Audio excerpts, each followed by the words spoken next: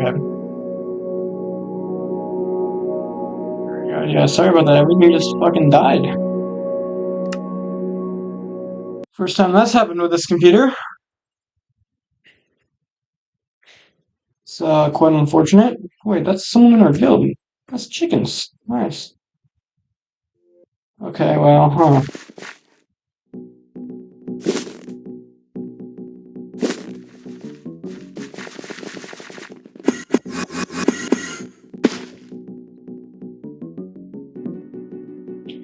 Well, that's extremely freaking inconvenient.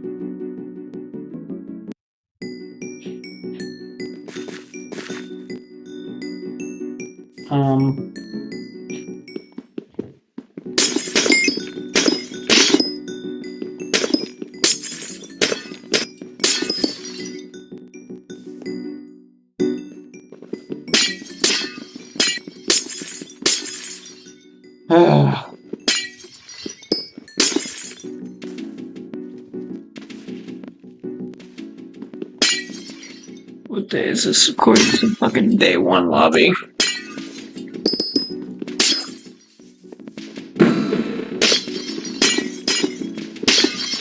Okay.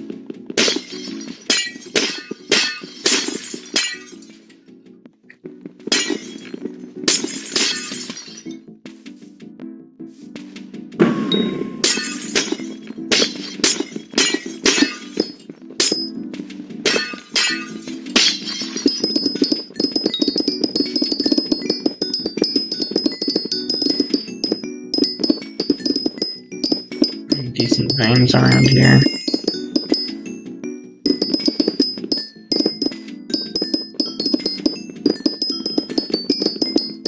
There is some work.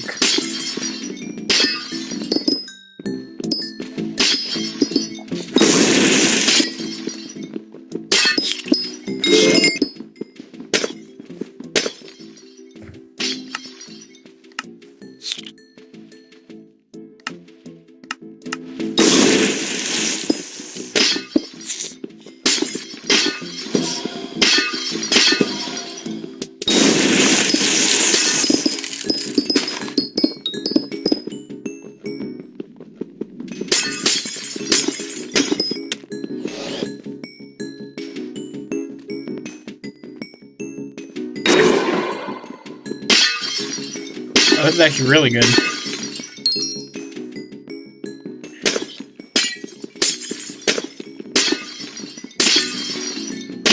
Okay. Just prior to the founding of the Gatewatch, she saw that her homeland was being torn to shreds by the Eldrazi, and assumed that her allies had completely abandoned her people. She believed all was lost, and the only thing that she wanted was revenge, vowing to make Soren's home of Innistrad lead the same way that Zendikar had. So, Tahiri returns to Innistrad once again, but snares Soren's family at Markov Manor in stone, and leaves them there to suffer as she begins her conquest of the plains. She would create Cryptoliths to channel Innistrad's leyline energy, and with this, she managed to produce enough mana to summon Emrakul to this plane and destroy it. And Emrakul's influence is almost immediately felt. She threatened anyone who came close, turning them into tentacled monstrosities as she made her way across the plane. It wouldn't take long before the people of Innistrad began to worship Tahiri as God, as she harnessed Emrakul's power to turn humanity, angels, werewolves, and even vampires into her own personal army. Entire towns like Onweir were erupted into horrific Eldrazi spawn, while the archangels Gisela and Bruna moved into one being. Their flesh tore itself back together, their bones cracked, splintered, and fused. As Emrakul melded beings together, their bodies would become one writhing mass, which became an extension of Gisela under control, an army of bad beings turned against Innistrad. At first, Avacyn managed to fend it off. However, as beings made of mana, humans were heavily affected by the redirected Innistrad's ley lines. As a result, Avacyn was slowly going mad. She would blame Soren for the flaws within her being corrupted, and when Soren returned to Zendikar, he was ultimately killed. The battle only coming to a close, Soren was forced to unmake his creation. With Avacyn now gone, Soren was the last line of defense against the heroes in Emrakul. He gathered as many of the remaining vampires as he could, and together they returned to Markov Manor, where the Lithomancer was waiting for them with an army of cultists and Eldrazi monstrosities. The battlefield Yo. was insane. Soren would even manage to... Where do you get it from? You get it from mining gemstones. The end would be awesome. The event, so you have to be in a public lobby, and mining gemstones will get you the new glossy gemstones. All was hopeless. Emrakul only has dominion over the clinic, and so the Planeswalker Liliana Vess and her Lord of the Event act as a beacon of hope. She wasn't alone as soon she would be joined as Gatewatch. They tried to repeat the plan which had been so effective against Ulamog and Kozilek. However, it was a much more difficult process against Emrakul. Jace had managed to set up a barrier to protect the Planeswalkers from their influence. Emrakul slithers into his mind and speaks You money from the refined? From the glossy gemstones. The refined isn't as good, honestly. That Innistrad should have It's the new glossy gemstones that are really worth a lot. It's all wrong. But they're basically refined, but for gemstones. Soil Heat is not receptive, but it wasn't for time. Not yet. This message probably Oh, like 3 mil each. Against her will. I've gotten, 3 so far. And I've been here for like 20 minutes. Actually, not that long. Eventually, Jace checked, and as he does, the pieces on the board grow tentacles. I think it's like 1 in 400 or so. Awful shrieks. His pieces turn and attack each other as they start marching towards the game. And as Jace cries that the Eldrazi had cheated, Emrakul simply tells him that all of the pieces were hers to begin with, and that she is no longer interested in playing with them. Ultimately, the last option, the Planeswalkers, seems pretty good. The Eldrazi with Innistrad. Like the Hellbolt, it is completely made of blue silver, which makes it a perfect tool for Later, Leo. But in the Thanks end, for coming by. Appreciate you. would allow herself to be captured. She took over Tamayo's body and forces the Planeswalkers to blinding spell. And with that, the Planeswalkers would not defeat the Eldrazi, so much as Emrakul would choose to lay in wait within the moon until Innistrad was truly ready to roll. That's where the story of the Eldrazi sits for the time. 2 of the 3 great titans have had their avatars destroyed, and the 3rd is found within Innistrad's moon. We don't know exactly where it will develop from here, and we're left with several questions. Are the real Kozilek and Ulamog still scouring the blind eternities? With Emrakul Like the video? Nice. What is her true goal? But equally important, how does the story of the Eldrazi translate to their future appearances? As players, our understanding of these titans is still limited. But while their true forms are still mystery, they do have their manifestations in lineages. The manifested titans were first introduced in the Rise of the Eldrazi, their newest forms being showcased in Modern Horizon 3. Each iteration of these titans demonstrates another perspective of the domain. Ulamog, for example, is the Eldrazi responsible for morphing physical properties. As such, their parts largely rely around manipulating libraries and the permanence of the field. The Infinite Gyre destroys a permanent after being cast, then shuffles itself back in the deck into wood. Ceaseless Hunger will exile permanents, and the top 20 cards will be instead. Finally, the Defiler will exile half of the opponent's deck, and absorb power from the cards that have been consumed this way.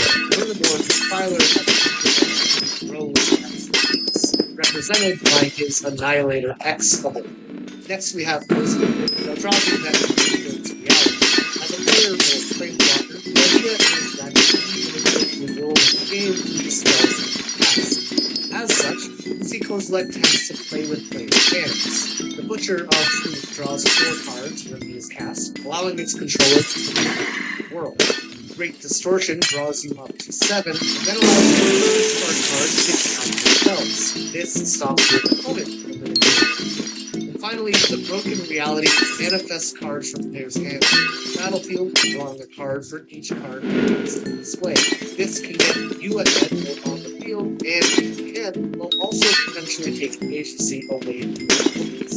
And lastly, Emma, the Eldrazi responsible for warping biology. This extended not just to the body, but also to the mind of the fails. In each iteration, Emrakul manipulates the minds of opponents and compels them to act or not act in specific ways. Eon's Horn tells the opponents that they can't counter Emrakul, nor can they target her with spells. It even tells them to Shut up. turn. As the player's hand, Emrakul actually takes things one step further and controlling the other player during their turn. And finally, the world of Moon mind controls all the creatures belonging to one player. As I mentioned though, the Eldrazi appear as more than just their Titan manifestations. We also have their lineages. These can appear in several forms, like scions, spawns, drones, and processors.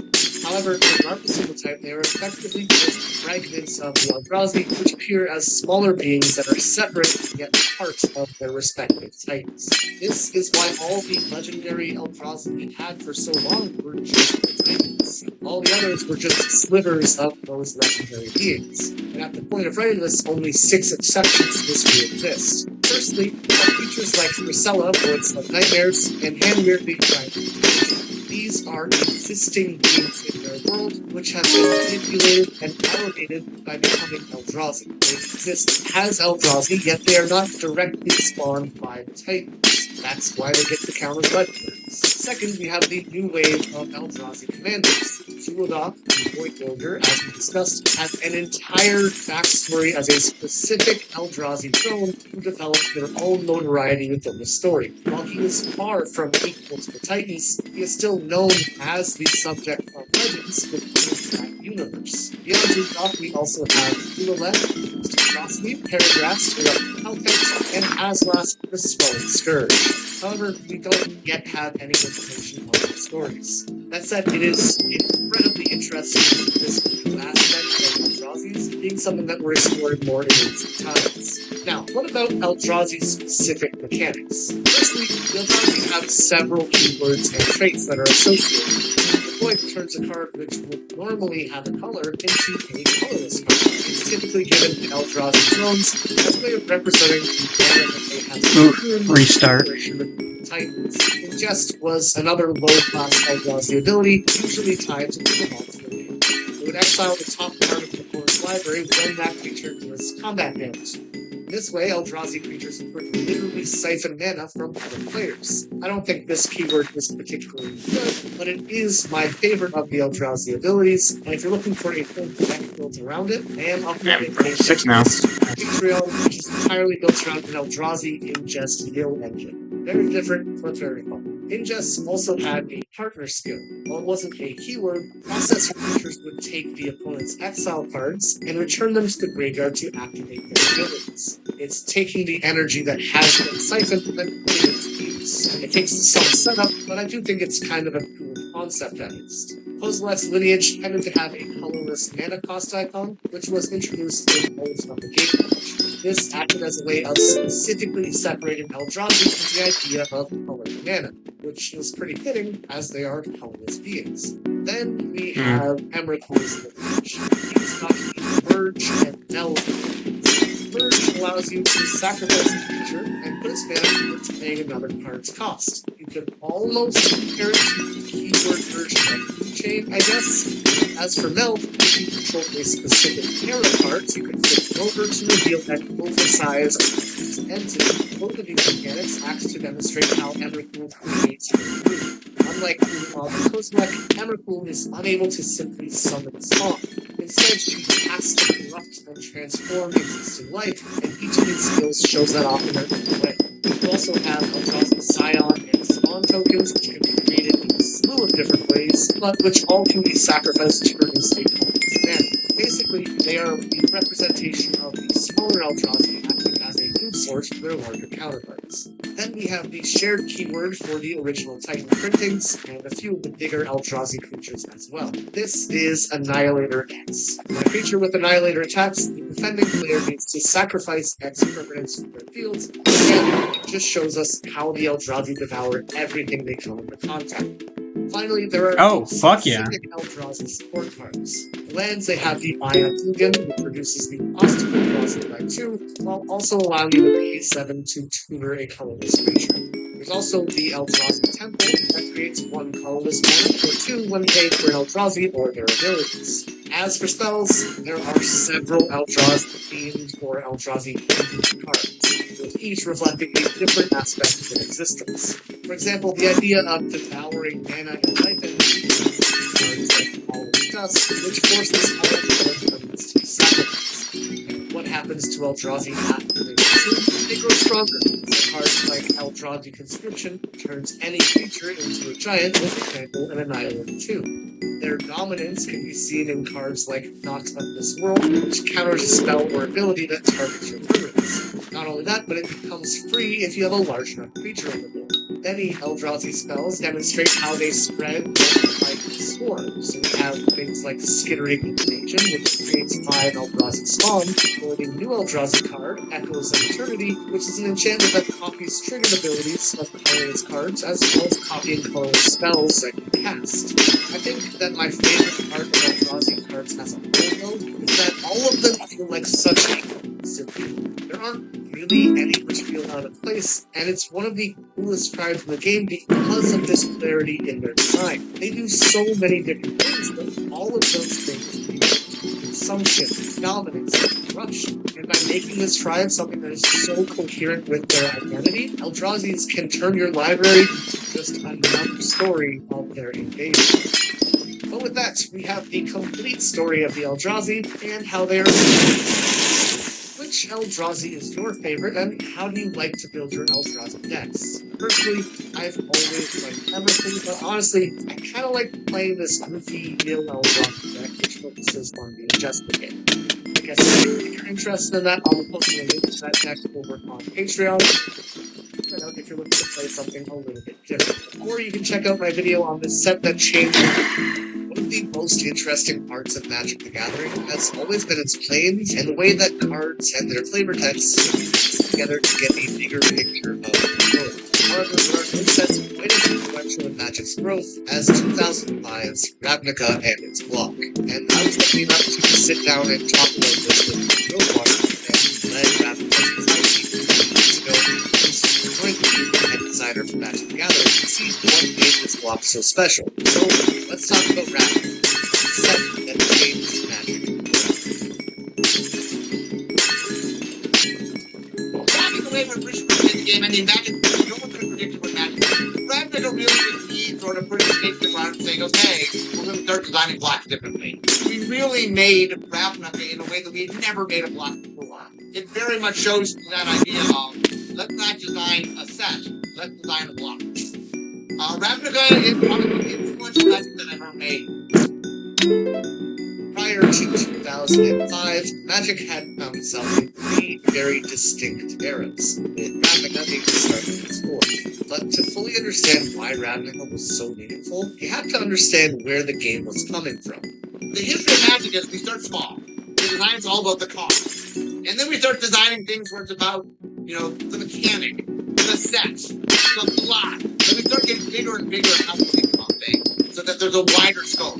The first stage of Magic's design began in Alpha and was carried through to Alliances from 1993 to 1996. This was the era when the future of Magic was still unclear, and as such, it was a necessity for cards to stand on their own. The individual card was more important than the set as a whole. With such a small pool to work with, it was vital that any player could take a look at any card and become interested in it. It was only once the game expanded and there were things like tournaments and new sets, and as a result, serious consequences behind card design, that this would begin to change. In the early days of the game, there wasn't even a true head designer, and instead, the role would be effectively carried out by Magic's creator, Richard Garfield, along with the East Coast playtesters, these being Scath Elias, Jim Lynn, Dave Petty, and Chris Page. The same people who would be responsible for designing Antiquities, Fallen Empires, Ice Age, and eventually Alliances. This mentality of making each individual game piece something special and evocative would allow Magic to explode in popularity. However, that didn't come with its downside. There was a pretty severe lack of connective tissue, color palette, rules, templating, and so many more things which we almost take for granted as being set in stone today for loose and underdeveloped this year. More often than not, these two were being set on a card-by-card basis. One of my big things, if you look at the history of Magic, like, you can go back to Alpha.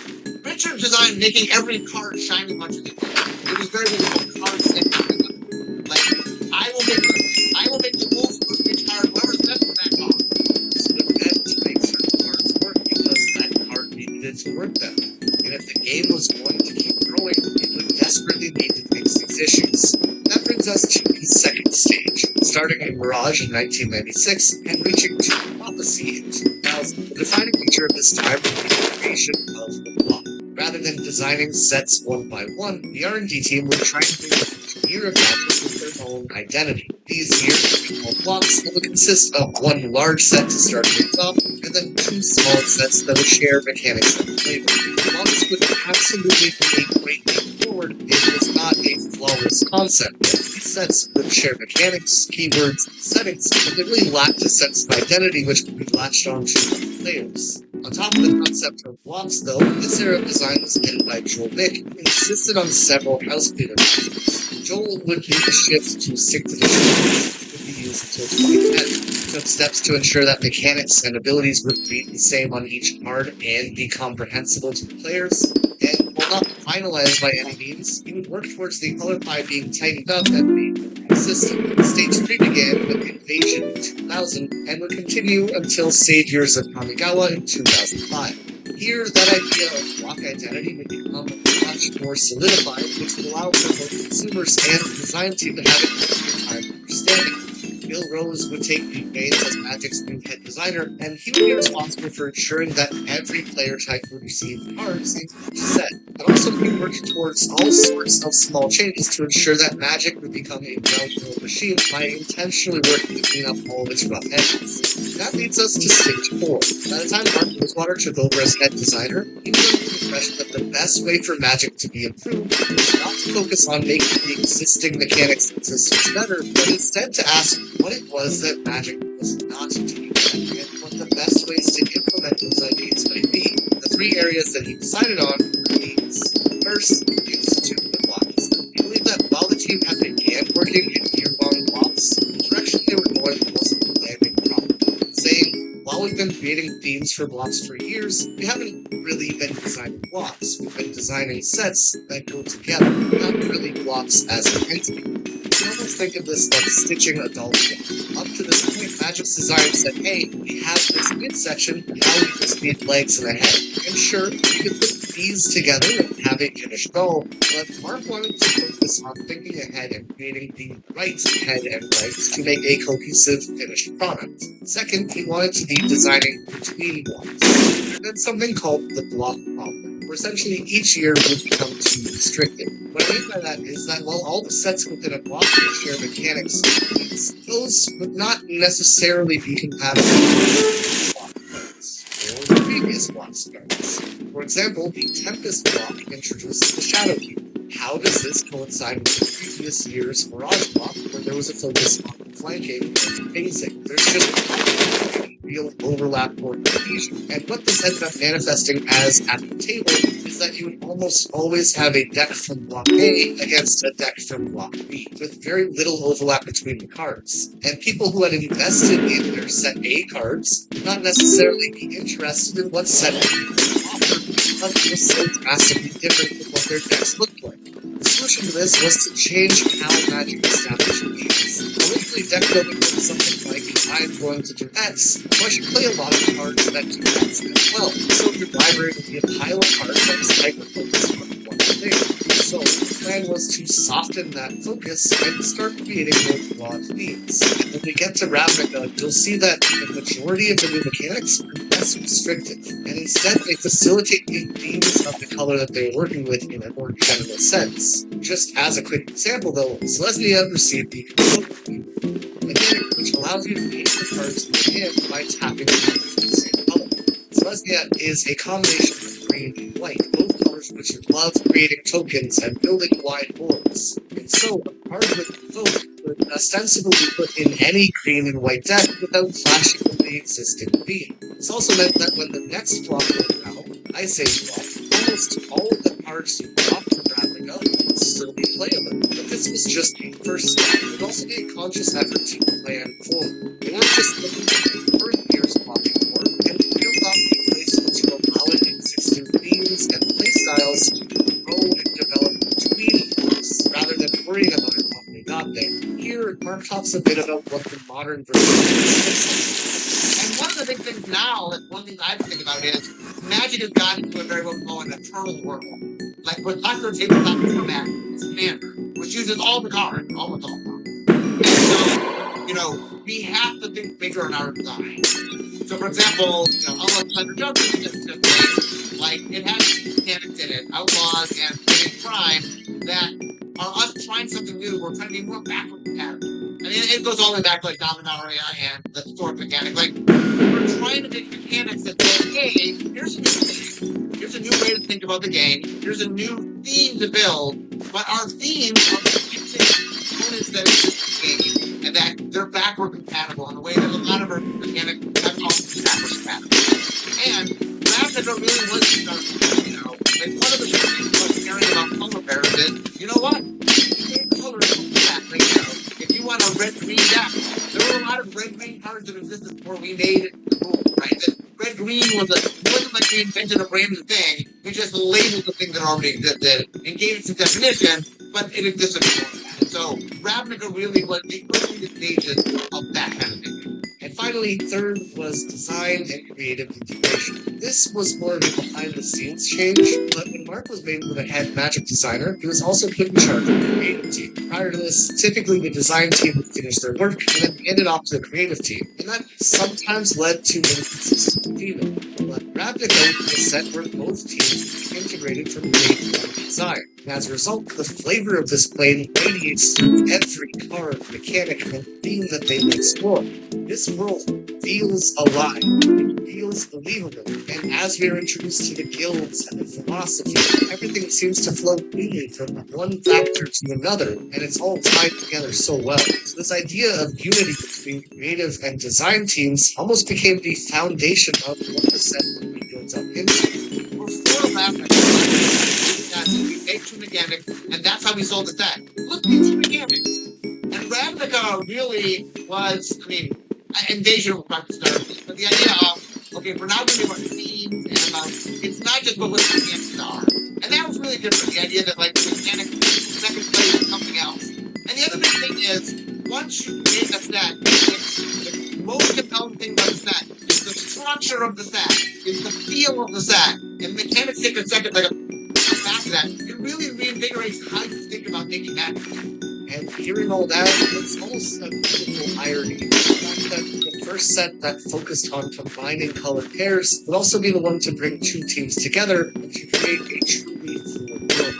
With all that in mind, we are finally able to open up the gates to Ravnica and explore the city's origins. Nothing ever changes in Ravnica. For countless millennia, cities have covered the entire plane, and eventually they ran together into a vast megalopolis. Patchwork of grand halls, decrepit slums, and ancient ruins. Where eons ago nature had existed, now mountains were replaced by towers, rivers by aqueducts, and its grand forests reduced to rare sightings of tiny parks and gardens. Nations of other planes might divide their world. Ravnica is only defined by its geography, its culture, and 10 guilds that run the world. By the time we made our first visit to Ravnica, the guilds existed in a constant struggle to gain dominance over one another. However, this battle was nothing compared to the all-out war that used to exist here. The conflict ended when the Runes, the original 10 founders of the guilds, decided their differences to create guilds. A treaty which defined the role of each guild and set the stage for harmonious coexistence. And this quick story is the foundation of a world where we can explore mixing colors and magic together. When you take two colors and you mix them together, there's just something fun about them. Like, where's the overlap? What happens when you take the order of white and the knowledge level and the blue and put it together? And you get like, oh, those are the people that love making rules for everything. And like, they're the bureaucrats, and for each one of them, we really found a place where it's like, okay, what rules do these people know? And and it was neat that each guild had its own role, which I really enjoyed. However, this would not be the first time that we did this. As we talked about, Invasion would be the first time that themes were really incorporated in Magic blocks, and Invasion specifically was multicolored cards. The core idea for that block was to implement as many colors as split card mechanic, which would literally let you play 2 different cards at once to keep in line with this motif of diversity. It also had the innate ability, which would gain power based on the number of different basic lands that you control. And you might be thinking, what's the big deal about multicolored cards? Well, take a look at this graph here. This shows the percentage of multicolored cards in each individual block from the creation of the game all the way to wrapping. As you can see, There's like less 2 non-existent with any. of sets. First time there had ever been any attention to the cards was all the way back in Legends. However, this set, as the name suggests, is more focused on the idea of the legendary mechanic rather than specifically mixing colors. The multicolored cards here were more a product of the legendary cards rather than really their own identity. So Invasion was a set unlike any other. Sure, people had mixed colors before, but the idea had never been so directly built into the heart of the set. However, Invasion also had a pretty serious problem at its core: color soup. This is where you play a good set with all the best cards, and you don't really need to focus on a singular identity. Looking back at some of these cards, for example, you have things like Polish Victory, in condition on having one of each basic land type entity. Or you can have Hostess the Purger, who forces players hit by it to discard all the cards in their hand of any one given color. Cards like these were both heavily promoting the idea of diversifying your library with many colors. After all, you want to be able to use the lands that you were playing on the way to hitting back Polish Victory, just as you want to protect yourself from losing all the cards from one unblocked attack. Sticking with the process example, at the same time, sure, it really fits into that idea of black discarding, but it also is just a generally powerful card. I am just as likely to slot Moses in the deck if I'm playing Grixis as I am if I'm playing a Polish Victory or just any generic 5-color deck. Commander players are also super familiar with this idea too. A dude shows up with Commander Knight with a Kendrick deck, and you know that you gotta deal with a pile of generically good stuff. He's got counterspells from blue, he's got taxes from blue, ramp from green, removal from black, and I'm sure red also offers something. They can make decks feel well-rounded, but ultimately they're uninteresting. The theme of your deck shouldn't be just, I don't know, these cards are good, and that's good enough for me. And that is, unfortunately, what a 5-color list often facilitates. So with this problem in mind, they went in a different direction. So because Invasion had already been block-based, we were doing Ravnica. It's the first time we repeated a theme. We were doing multicolored again. So we really wanted to be a multicolor block that's not Invasion. And so first off, Invasion will also play black in a domain and things like that. So he was about playing 4 or 5 colors. So I'm like, okay, what's the opposite of that? Well, I was playing as few colors as possible. Had to be 2, otherwise not multicolor. So I said, okay, let's make it about playing 2 colors. So that's why I ended up on 2 colors. And then pretty dominant with the chart, creative director. And I pitched to him 10 2-color things. What do you do with that? He gave that. But if they were guilds in the city, so that's how we got to guild. Now there was a basis to build that. With the block focused on 2-color pairs, the idea of identity is now something that became very important. When all 5 colors are mashed together, everything really gets lost in the wash. Now a simple question to be asked: what does it mean to be this color and that? To ensure that all 10 of the combinations were given equal representation, their introductions would be divided more or less evenly over the 3 sets of the block. As the first and largest set, Ravnica City of Guilds was given 4 of these factions, those being Demir, Selesnya, Moros, and Bulgari. The Guild patch followed that by covering the Warsaw, and Izzet cards, and finally, Dissension would have Civic, Rakdos, and Azorius. These fundamentally changed the existence of established color dynamics. Up until Ravnica's release, the color wheel had heavily dictated the existence of multicolored cards. colors. What I mean by that is that allied colors next to each other on the wheel, would make up the vast majority of what multicolored cards were, while enemy colors, which are opposite to each other, would rarely be touched. Before Ravnica, we treated the allied color pairs differently than we treated the allied color pairs. Then we gave more cards to the allied color pairs. We generally made the allied color pairs stronger. Like, we actively made the enemy color pairs weaker. Like, oh, it's harder to work with your enemies, so it doesn't work as well. And Ravnica said, okay, let's just treat them all the same. Let's just, hey, I want to make 10 pairs. I don't want the enemy pairs versus the allied pairs. Let's just make 10 even equal. And we did the equal number, equal power. We just treated them equal for time. And like once we did that once, we're like, what were we doing? Why did we do this all the time? You know, so it really reinvigorated how we thought about the colors, how we compared the colors. And the other big thing is, once you make a set in which the most compelling thing about the set is the structure of the set, is the feel of the set, and mechanics take a second to come back to that, it really reinvigorates how you think about making magic. The guilds were used to inform mechanics, just as the mechanics would be used to flesh out and explore the themes of the guilds in perfect symbiosis. The best way to truly understand just how fluid and connected Ravnica was as a block, though, is to talk about the guild's philosophies and mechanics so that we can really see the kind of creative and design synergy which previous blocks just didn't have. So let's start with the question, what happens when you combine the border of white with the quest for perfection of blue? Well, together these will give you the most vile thing known to men, bureaucrats. Azorius said it on calculating and create the laws of Ravnica. That said, their main goal hardly seems to be to improve things by passing legislation. Instead, they are more of building things in place. They decided that the best way to serve Ravnica is to stop anyone from thing. Progress, change disrupts order, so they must hold Ravnica still. Mechanically, Azorius will give you forecast. By revealing the forecast card in your hand and paying the cost, this mechanic allowed a card to activate a modulated version of its own ability. For example, Blooms of Peace usually is an aura that stops a creature from untapping for as long as it's on the field. Typically it costs 3. However, for 2 mana, you could show this card from your hand to tap a creature once each turn. Forecast cards cast down effects from the hand which can't typically be interacted with.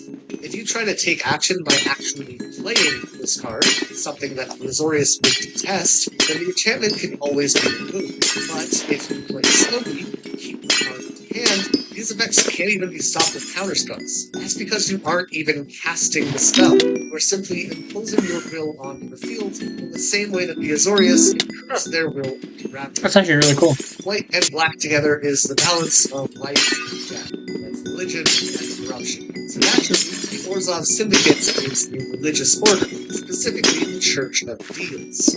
This is home to both Ravnica's richest and poorest people. Wealthy are able to buy extended lives and undeath, turning as spirits to continue moving from grave to grave. Meanwhile, the debts of Corzolia are filled with indentured servants who are paying off either their own debts or, more likely, some ancient ancestor who passed their financial obligations down to them. It is this crushing divide which leaves people willing to worship any coin.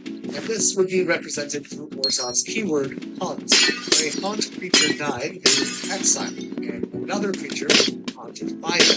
Finally, when the haunted creature died, some effect would activate. Quite literally a manifestation of one person's death being passed on to someone else. The Boros are the military leaders of Ravnica. White's dedication to law and order mixed with Red's aggression and love for battle.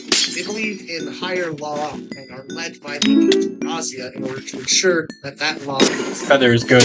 usually a discussion that takes place at the end of Razia's fiery blade. All that the Boros care about is their unwavering faith and devotion to law. As such, together with Azorius, they ensure that nothing ever disrupts the peace. Ravnica.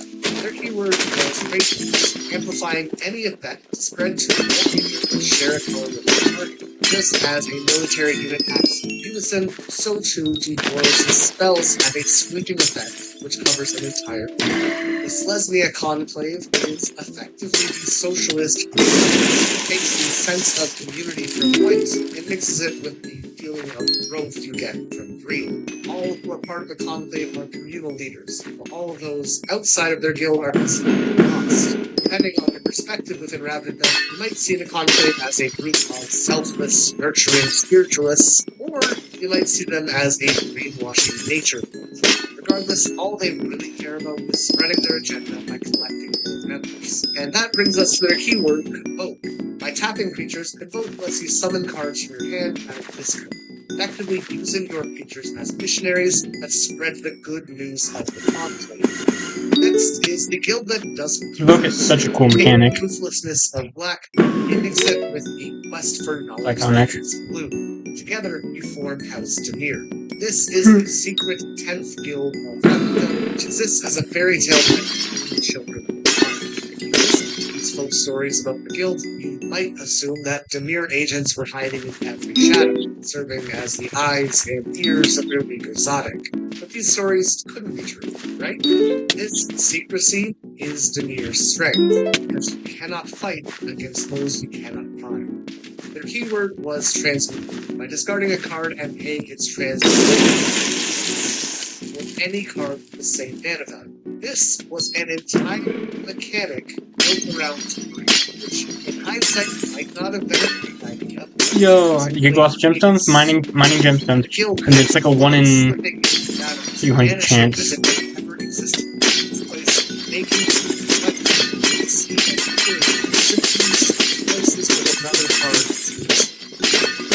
To the chaos of red and the quest for knowledge of blue. And there you have the Is It Read. This guild is responsible for the technology graphic. They don't care about power. Instead, they are solely focused on the study of metamagic. That is, how magic works and how best to use it in dimensions. They have such a grasp on controlling Ravnica through their magic that it's said that natural disasters have been completely eliminated. But to be fair, the unnatural disasters caused by their experiments are still very easily covered. The Is It keyword was replicate, which is basically multi-kicker. Essentially, you could pay the replicate cost per card as many times as you want, and then you would be able to create a copy of that spell for each time you replicate it. It is very in line with Is It's pursuit of studying magic, making the most out of their spells. Now, the last combination is with green, that quest for protection being tied to the growth of nature. That is the Cynic combo. While the Is It had studied to improve their magic and technology, the Cynic study as a means of rapidly evolving biology. It's basically a mix of a laboratory of college and a zoo. Their experiments can range in purpose from improving the life of natural citizens to restoring balance between nature and civilization, or, I don't know, maybe they just want to see what it would be like to make a sky swallower even more terrifying. The keyword was Draft X. Creatures like Draft will come onto the field with X +1/+1 counters. Then, when another creature comes into play, you can move one of their counters onto that new creature. Basically, it is kind of like modular in reverse. It's a never-ending chain of improving future creatures that is perfectly in line with Civic mentality. This is actually one of the first decks I ever built, and while other people seem to have mixed feelings about the draft mechanic, I really love it. I have such a soft spot for it. The cult of Rakdos is the joining of chaos from red with the sadism from black. This is the most chaotic guild on the plane, but they do serve their purpose. More than anything, the Rakdos guild members are looking to have a good time, and so they tend to be the entertainment of Ravnica, putting on special shows to their thrill-seeking crew. But the Rakdos could also be hired to obstacles or to kill people. It's a pretty mixed bag, but as long as they're having fun, they don't really care. Basically, other than gaining power, nothing can stop the Rakdos on their quest for hedonism. And their keyword completely fits with this devil-may-care lifestyle. This mechanic was called Hellbent, and it activates when you have no cards in your hand. Basically, you play as fast and as risky as possible, refuse the idea of hand advantage, and you rush your opponent down. Live recklessly and take the moment. That is what Rakdos is all about. Next up, you have the corruption of black, growth, and green to create Golgari. They believe that you can't really live until you die. Forcing the massive forward of undead.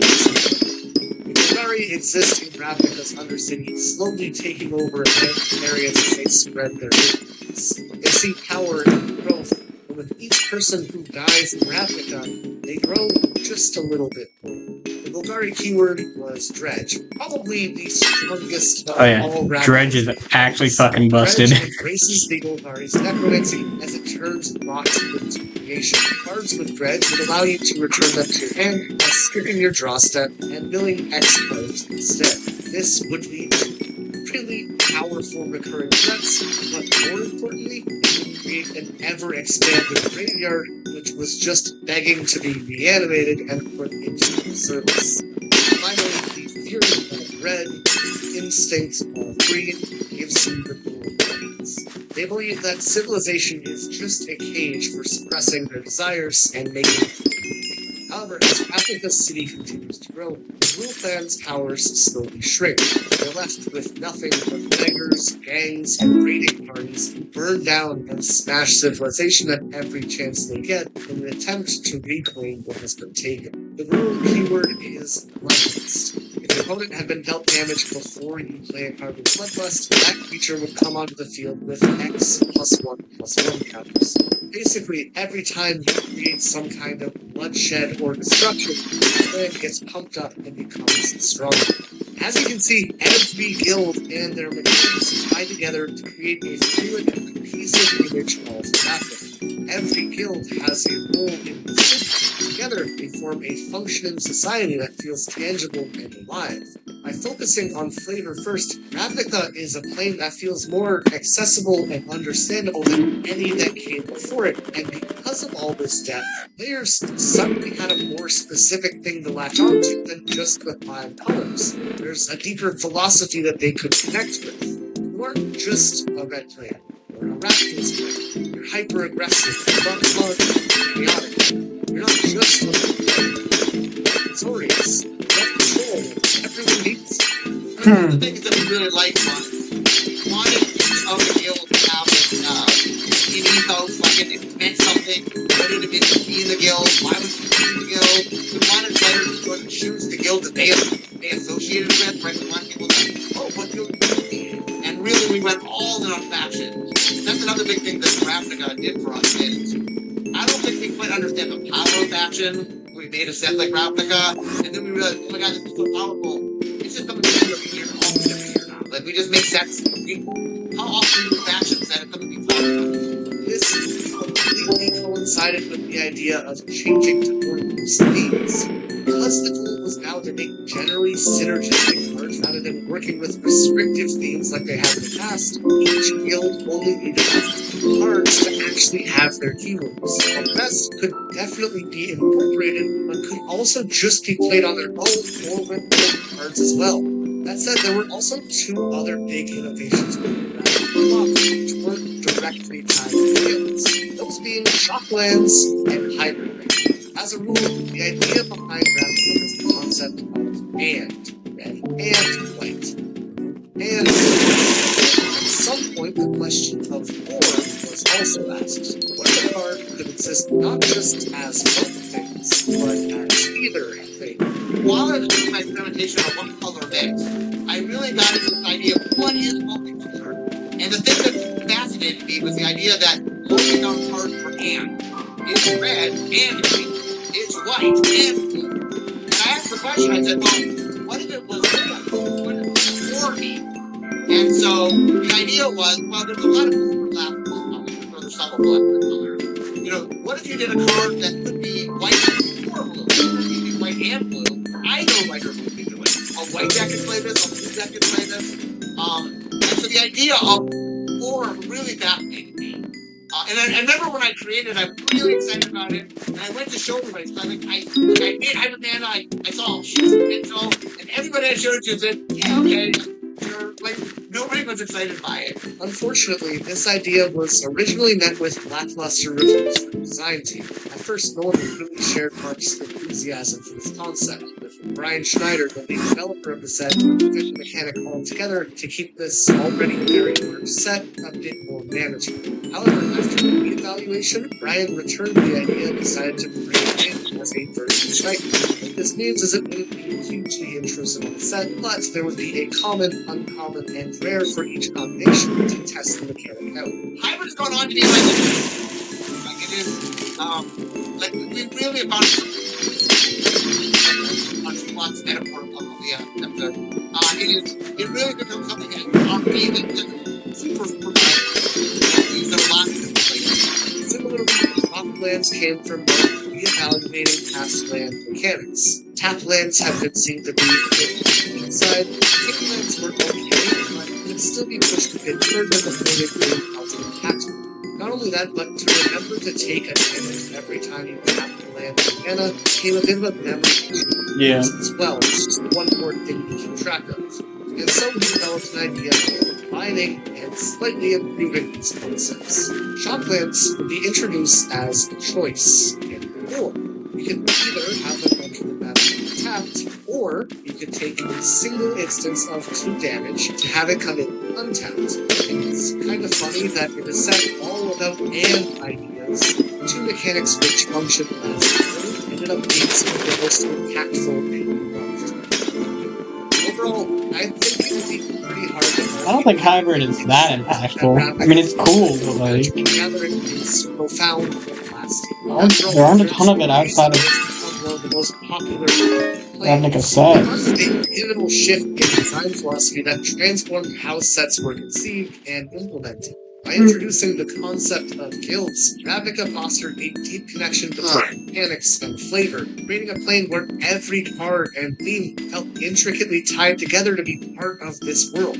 A big sign that we had done something really compelling, and that we sold the set more on the feel of the set and the mix and matching than we did on what the mechanical execution of what the mechanics were. And so that's a good sign that we've done something really compelling, because normally the first question you'll ask is, well, what are the mechanics? This innovation completely revitalized the game's perspective on making multicolored cards in a way which had never been done before, and which offered players a more personal and immersive experience. I don't think we quite understand the power of faction. We made a set like Ravnica, and then we realized, oh my god, this is so powerful.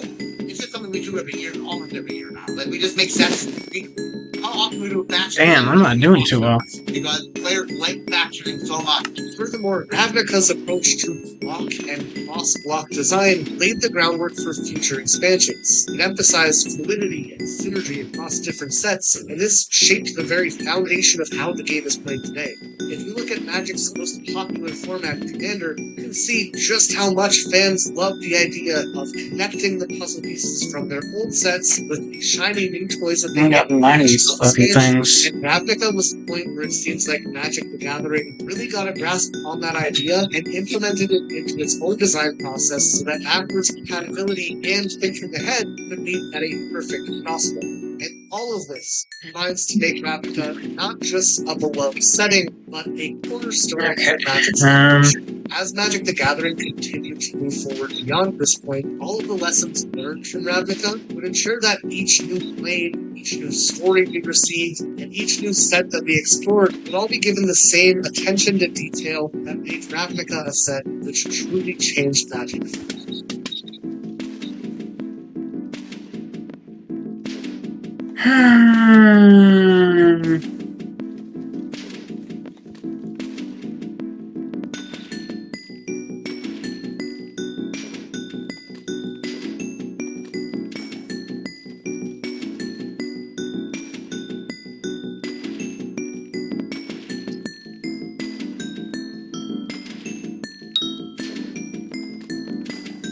Yeah, I'm fucking up.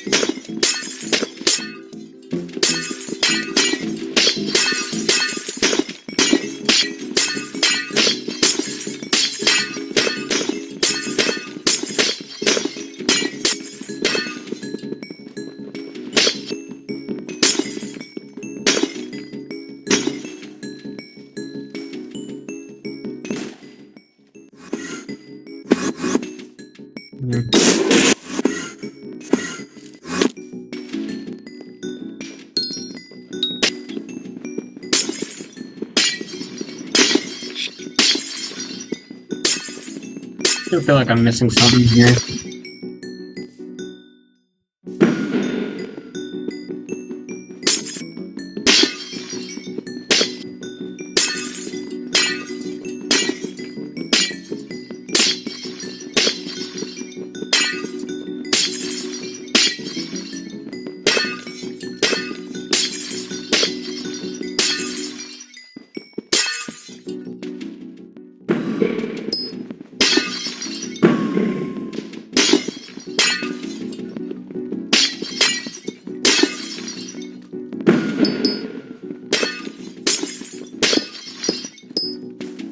So the efficient miner, yeah, that's what I'm using right now.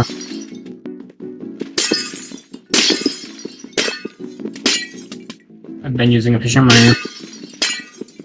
It doesn't work in some of the areas in the grotto because it's protected by the anti-efficient miner barrier thing. I'm legally blind. No worries.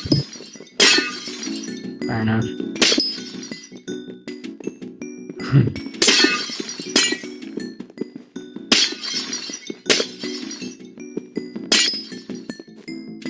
I think I'm at 9 or 10 so far.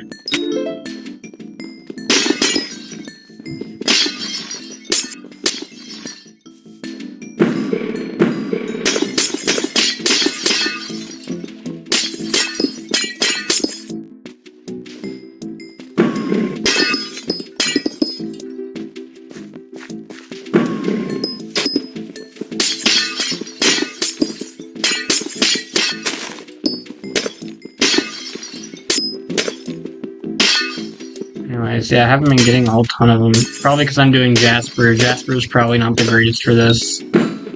But, like, it is what it is.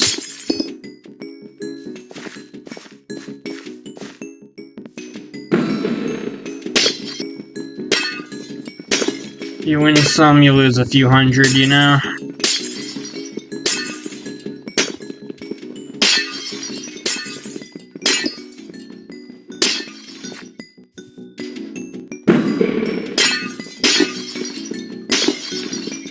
I'm gonna be so dead inside during class today. It's gonna be brutal.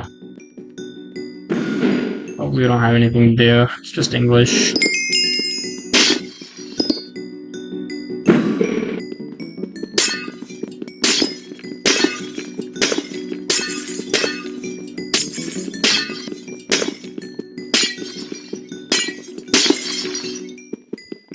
I might have like a class discussion, but that class is only an hour. It's gonna be the lab later tonight that's really gonna fucking suck. For chemistry. That's gonna be pain. Not gonna be able to think properly. As usual.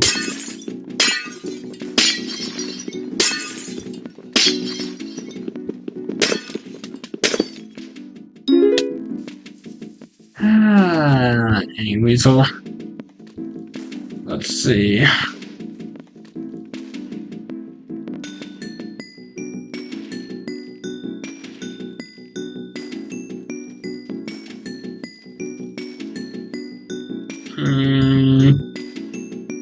Looking for more Magic Gathering lore. Guess I do like that.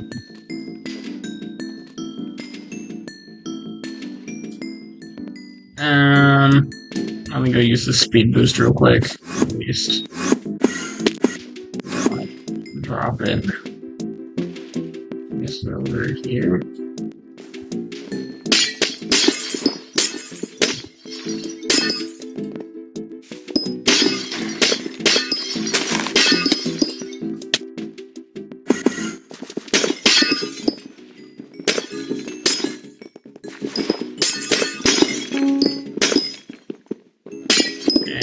Cutter.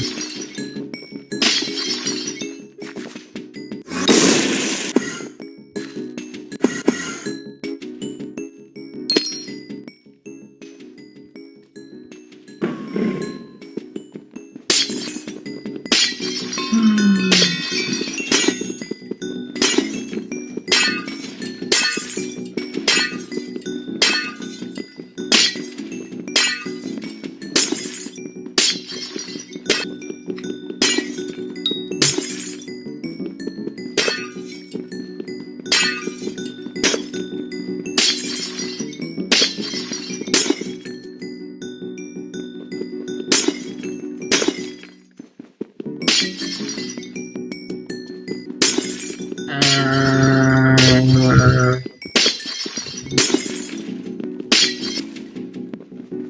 don't know.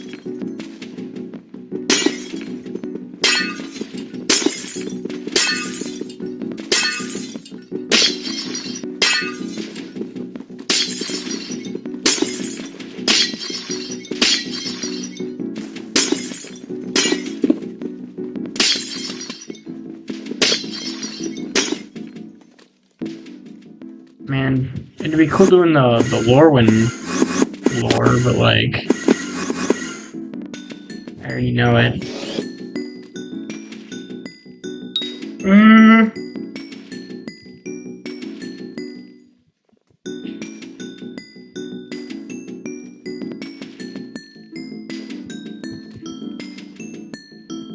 Lore.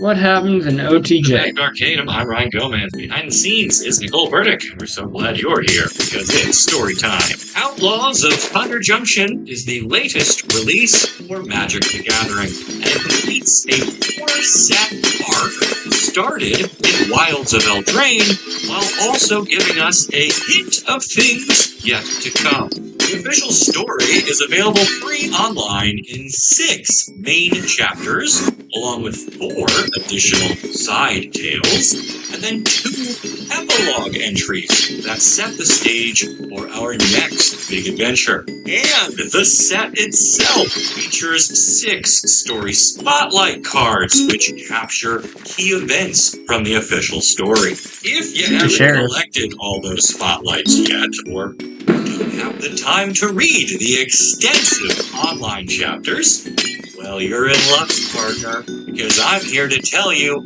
what happens in Outlaws of Thunder Junction. Well, what happens in the main story, because that's what we're covering in this video, which is sponsored by Into the AM. They just launched their spring collection and new everyday pants, which I am wearing right now, but you'll have to take my word on that.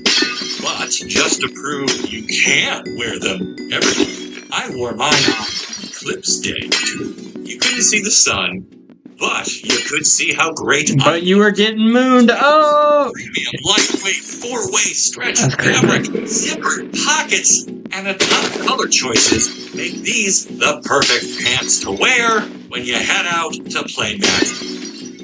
Or to wear when you stay in to play Magic. What about Minecraft? When you use my link down below, Minecraft. Or enter promo code Magic Arcade I'm sad. at checkout.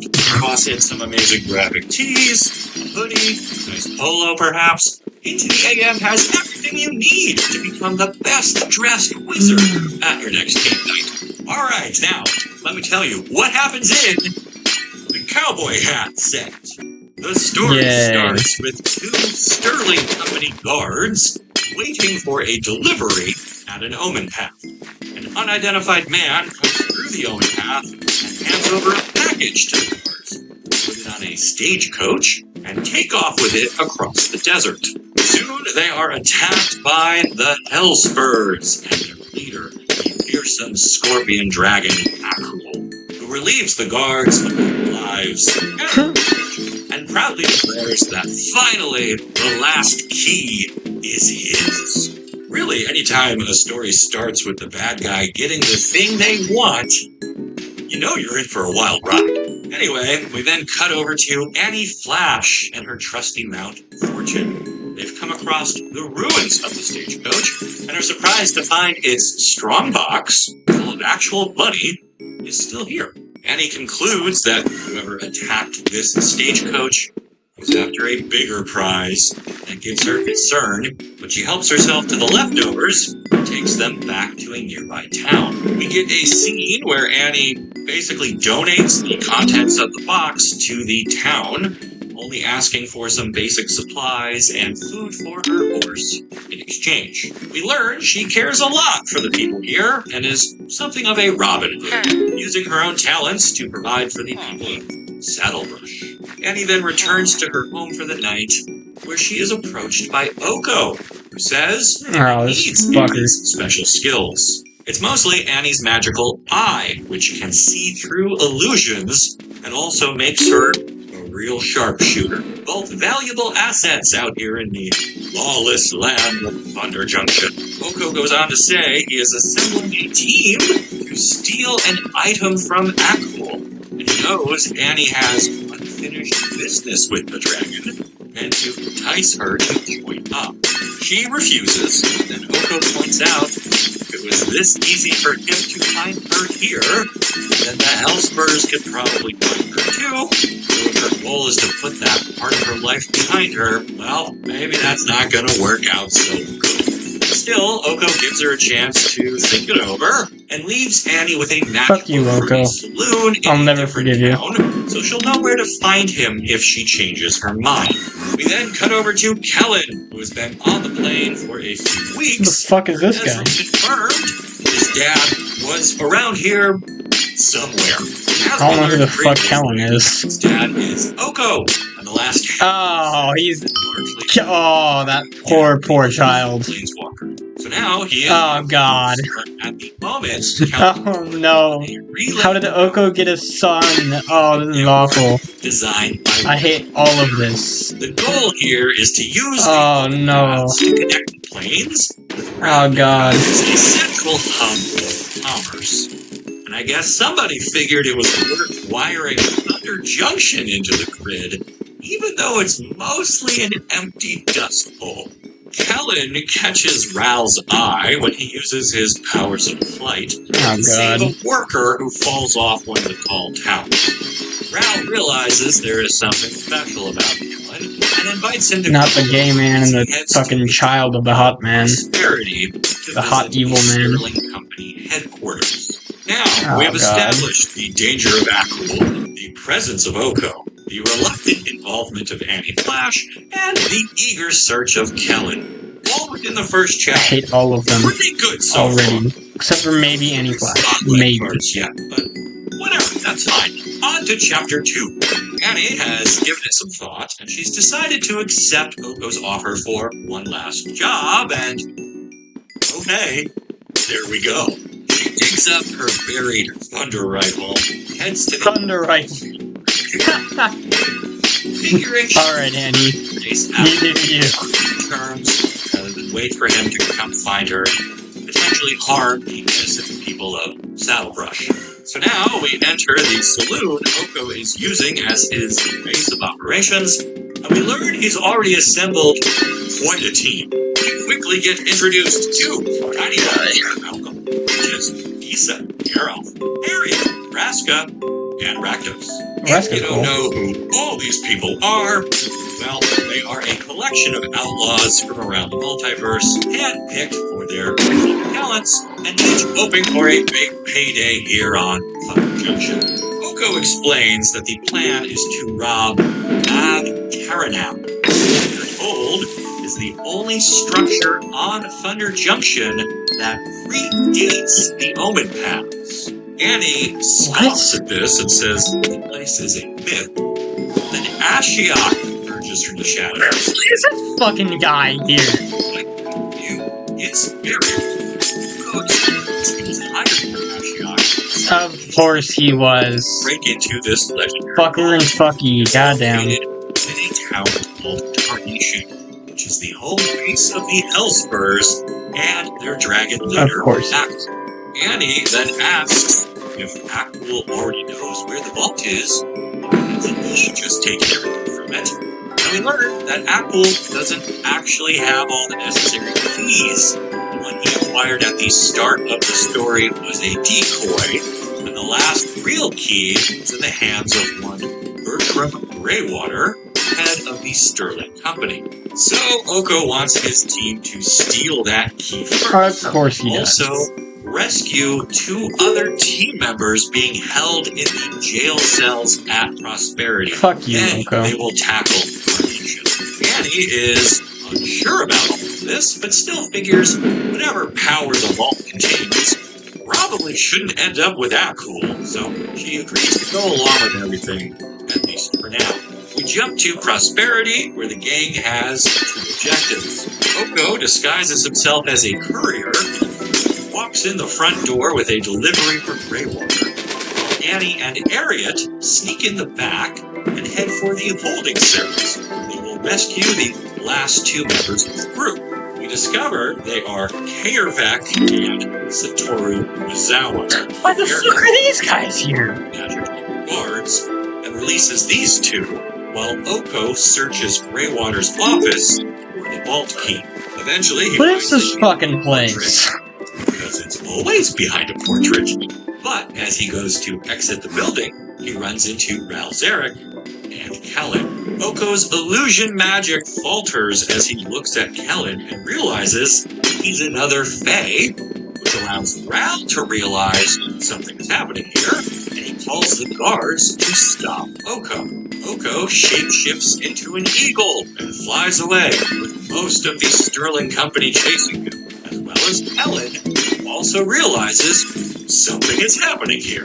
Oko decides it is too dangerous to try and fly past all of the armed guards, so he lands and shapeshifts back into his normal form, and Kellen lands too, eager to talk rather than fight. Kellen explains he is Oko's son and has been searching for him, and Oko is surprised when Kellen uses his own magic to push back the encircling Sterling Company guards. We get a brief fight scene in which Ral is shocked to see Raska is alive. Rakdos drops the hammer on a bunch of draft chaff before Oko and his gang manage to escape, taking Kellen along with them. This brings us to Chapter 3, where Oko sizes up Kellen and promises to explain more about the vast potential granted to him by his Fae heritage, but only if he can count on Kellen to help out with this current mission. You fucking Kellen bitch. is so eager to earn approval from his No, Kellen.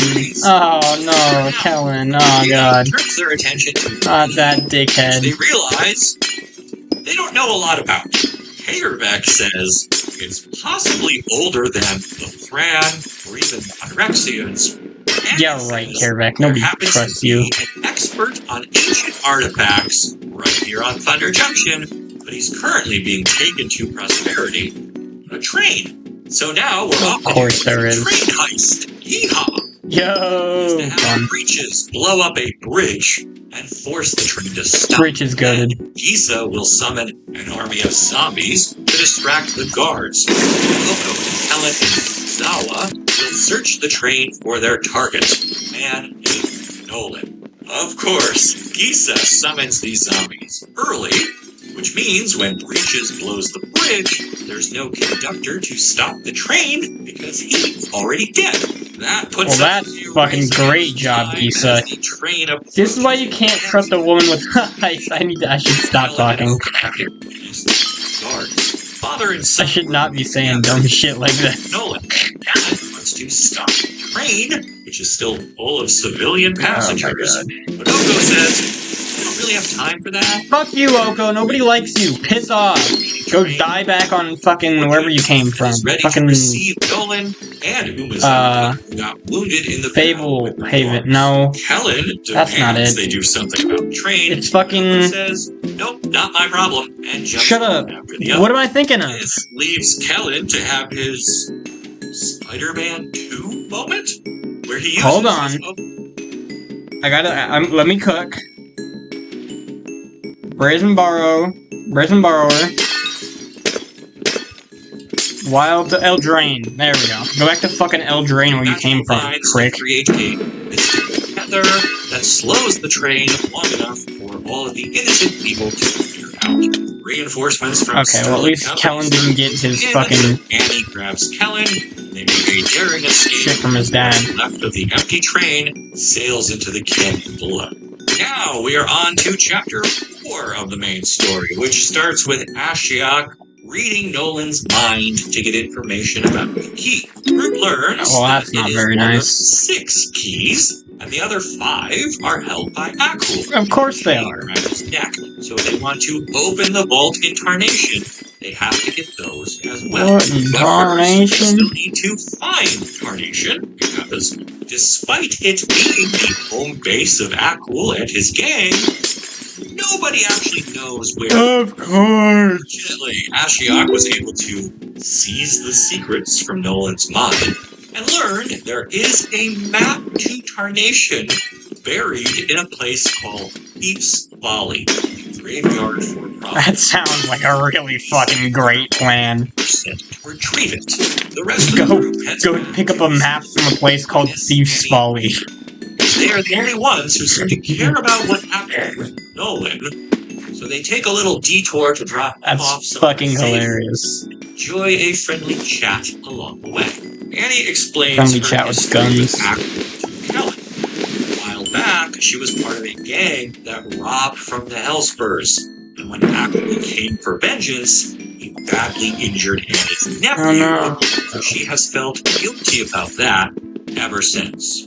This Why don't gets you just Helen fuck to him up? reflect on his own family situation, and he carries that into our next scene, back at the saloon, where Team Rick Innistrad has just returned with the map to Tarnation. Team Oko Innistrad needs is to plan hilarious. the heist. A small group will infiltrate Tarnation in disguise and get the rest of the keys away from Akul. Then they'll hit the vault, which is actually floating above the town itself. Realizing his son is still willing to do anything for him, even after the train thing, Oko selects Helen for the mission, along with Annie, Nebraska, and himself, of course. We jump ahead a bit to another saloon, this time in Tarnation, where the disguised crew is looking for a member of Akul's inner circle, hoping they will lead them to the big guy. Helen gets into an altercation with some Hellspurs in the saloon, and a fight breaks out, which results in the whole team getting captured and brought before Akul.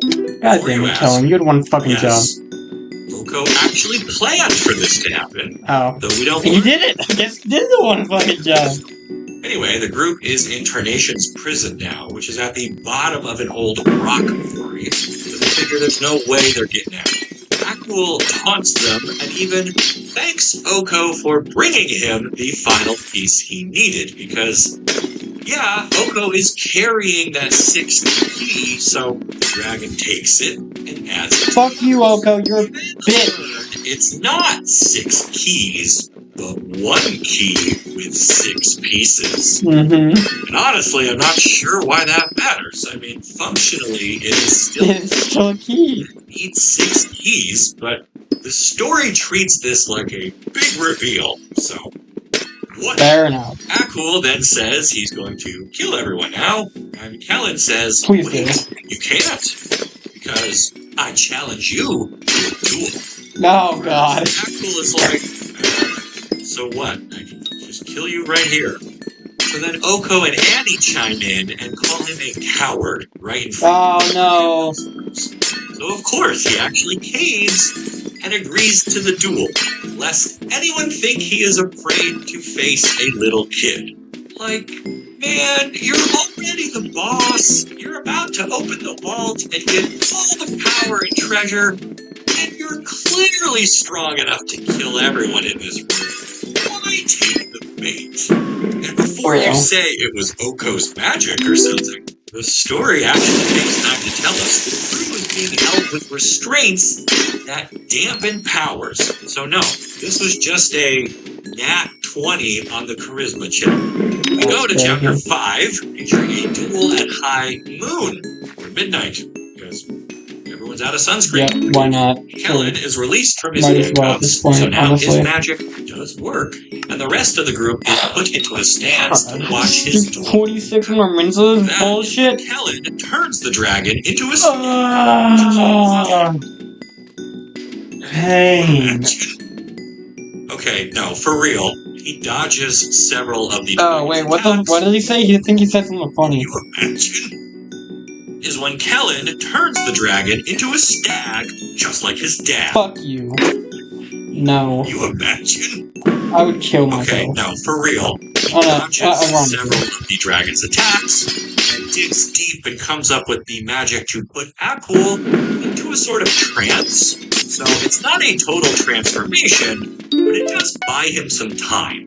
Which is great, because a moment later, Ral Zarek and the Sterling Company arrive and start attacking the Hellspurs. In the chaos, Apple returns to normal, but drops his keychain. Oh no, not the all-important key. Oko, we learned, was wearing Tiny Bones as part of his disguise. So now, the little skeleton is reassembled That's and hilarious.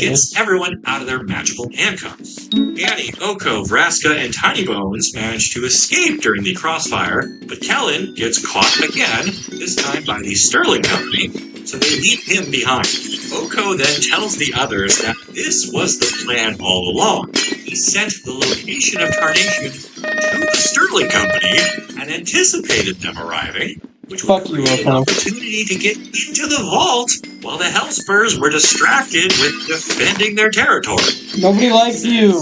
That's great, but what about Kellen? You know, your son. Yeah. Oko says, Fucking bitch. well, we're here to do a job, so let's do that first. Fuck you. Come back Nobody and likes save you. the kid. But it's very clear he doesn't really want to do that. Mm-hmm. Over to Kellen. Why am I not in a surprised? Sterling carriage, but is then suddenly freed by Ral's Eric. Ral explains he is here to set up a communication network and really doesn't want somebody opening a vault with untold magic in it, because that could ruin everything. Not just here, but across the whole multiverse. So he asks Kellen for help. Kellen agrees nobody should have what's in that vault, including Oko, who he has realized was manipulating him this entire time. Ral and No Kellen fucking shit. take whatever is in the vault and move it to a safe location on another plane. It up again, which introduces My a head whole lot of hurts. other questions, but we don't have time for that. Wait, because what we're happens? off and just lock it up again. Take whatever is in the vault and move it to a safe location on another plane and just lock it up again. But why? Introduces a whole lot of other questions. Yeah. But we don't have time for that because we're off to the final chapter of the story. We open with Oko and the rest of his gang at the entrance of Fuck the you, vault. Oko. Nobody We likes spend you. a little bit of time getting past the booby traps before Aquil shows up and raises the stakes. The group has to fight off the dragon and his Hellspurs while Hairback tries to disable the last ward. And when it falls, Vraska and Oko rush through the opened doorway, leaving the others to deal with the attackers. Go Vraska. Fuck you, Oko. The key to unlock the final door, however, is stopped by Kellen and Ral, who somehow made it through the Hellspurs and the other gang members in the previous room. Hold on. This is the betrayal at the vault, where Kellen fights Oko, and Vraska reveals she needs whatever is in the vault. Give it to her. Really doing this job for the money offered by Ashiok. And that's great, because Ashiok then also appears. Things settle down long enough to get the vault door open. And we learn Ashiok is really Jace, and Of has been this whole time. Jace and Vraska approach a sort of glass tank within the vault and crack it open to reveal a creature that we will eventually come to know as Loot, though that name is not used in the main story. Vraska tells Oko his services are no longer needed and starts to turn him to stone, but he claims walks away before she can finish, so she and Jace leave with Loot. The vault then begins to tear itself apart.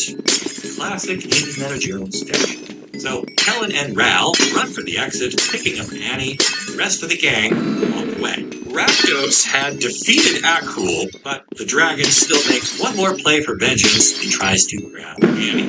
Kellen uses his newfound hypnotic powers to mind control Akul and forces him to release Annie and walk himself into the crumbling vault. This is Getaway Glamour, the final story spotlight card, in which Akul is defeated and the vault is destroyed. We then get two final wrap-up scenes. The first features Oko, who is returned to the saloon to meet up with what remains of his gang.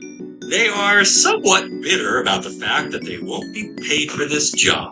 But Oko says, we can sit here and be mad at each other about it, or work together to get revenge at some point. No. The others... Fuck you, Oko. Various promises made about tripling their own fee next time, but For the most part, it looks like we have the start of a unified team of outlaws, with Oko remaining as their ringleader.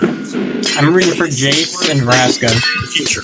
And finally, we come back to Annie's ranch, where Kellen is helping her with some field work, and he's enjoying these quiet moments while he deals with the revelation that his father It's a dickhead. Yeah, there you go. offers Kellen a job. Congratulations, buddy. Even I could have told you that one. Says he is done wandering the multiverse, at least for now. Plus, he's expecting someone. As if on cue, Amalia arrives on horseback. Who the fuck is that? She got Kellen's message on the new Golden Path telegraph system. Of course. She is excited to start having Thunder Junction with Kellen as they share a meaningful race. Of And course. that's it. That's what happens in Outlaws of Thunder Junction. To recap, Ashiok, who's really Jace, hires Oko to assemble a team to break into a mysterious treasure vault. Competing for the contents of said vault is Akul, a fearsome dragon, and Ralzeric, trying to protect the multiverse at his own considerable investments in his plane. Kellen finds his dad and joins his gang, and we do a jailbreak, train robbery, and a high-moon duel before cracking the vault and learning it was a setup all along. Vraska and Jace take off the loot, Kellen settles down with Amalia, and Oko keeps his gang together, plotting. Oh, Molly is from It might be Rivals? the most rootin' Or story not- magic has not ever Rivals, told. but fucking. And that's just the main chapters and spotlights. There is still plenty left in the tumbleweeds, so let's cover that. Let's wait for a second so that I can know what happens in Ixalan first, because Ixalan happened before that.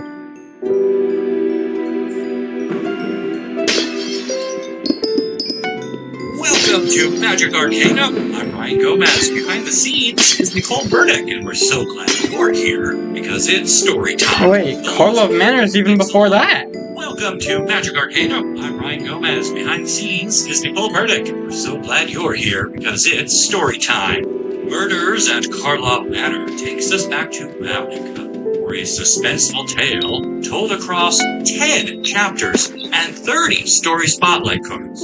If you Damn. want to know who done it without dusting for prints or, like reading all of that other stuff, well, you're in luck because I'm here to tell you exactly what happens in Murders at Karlov Manor.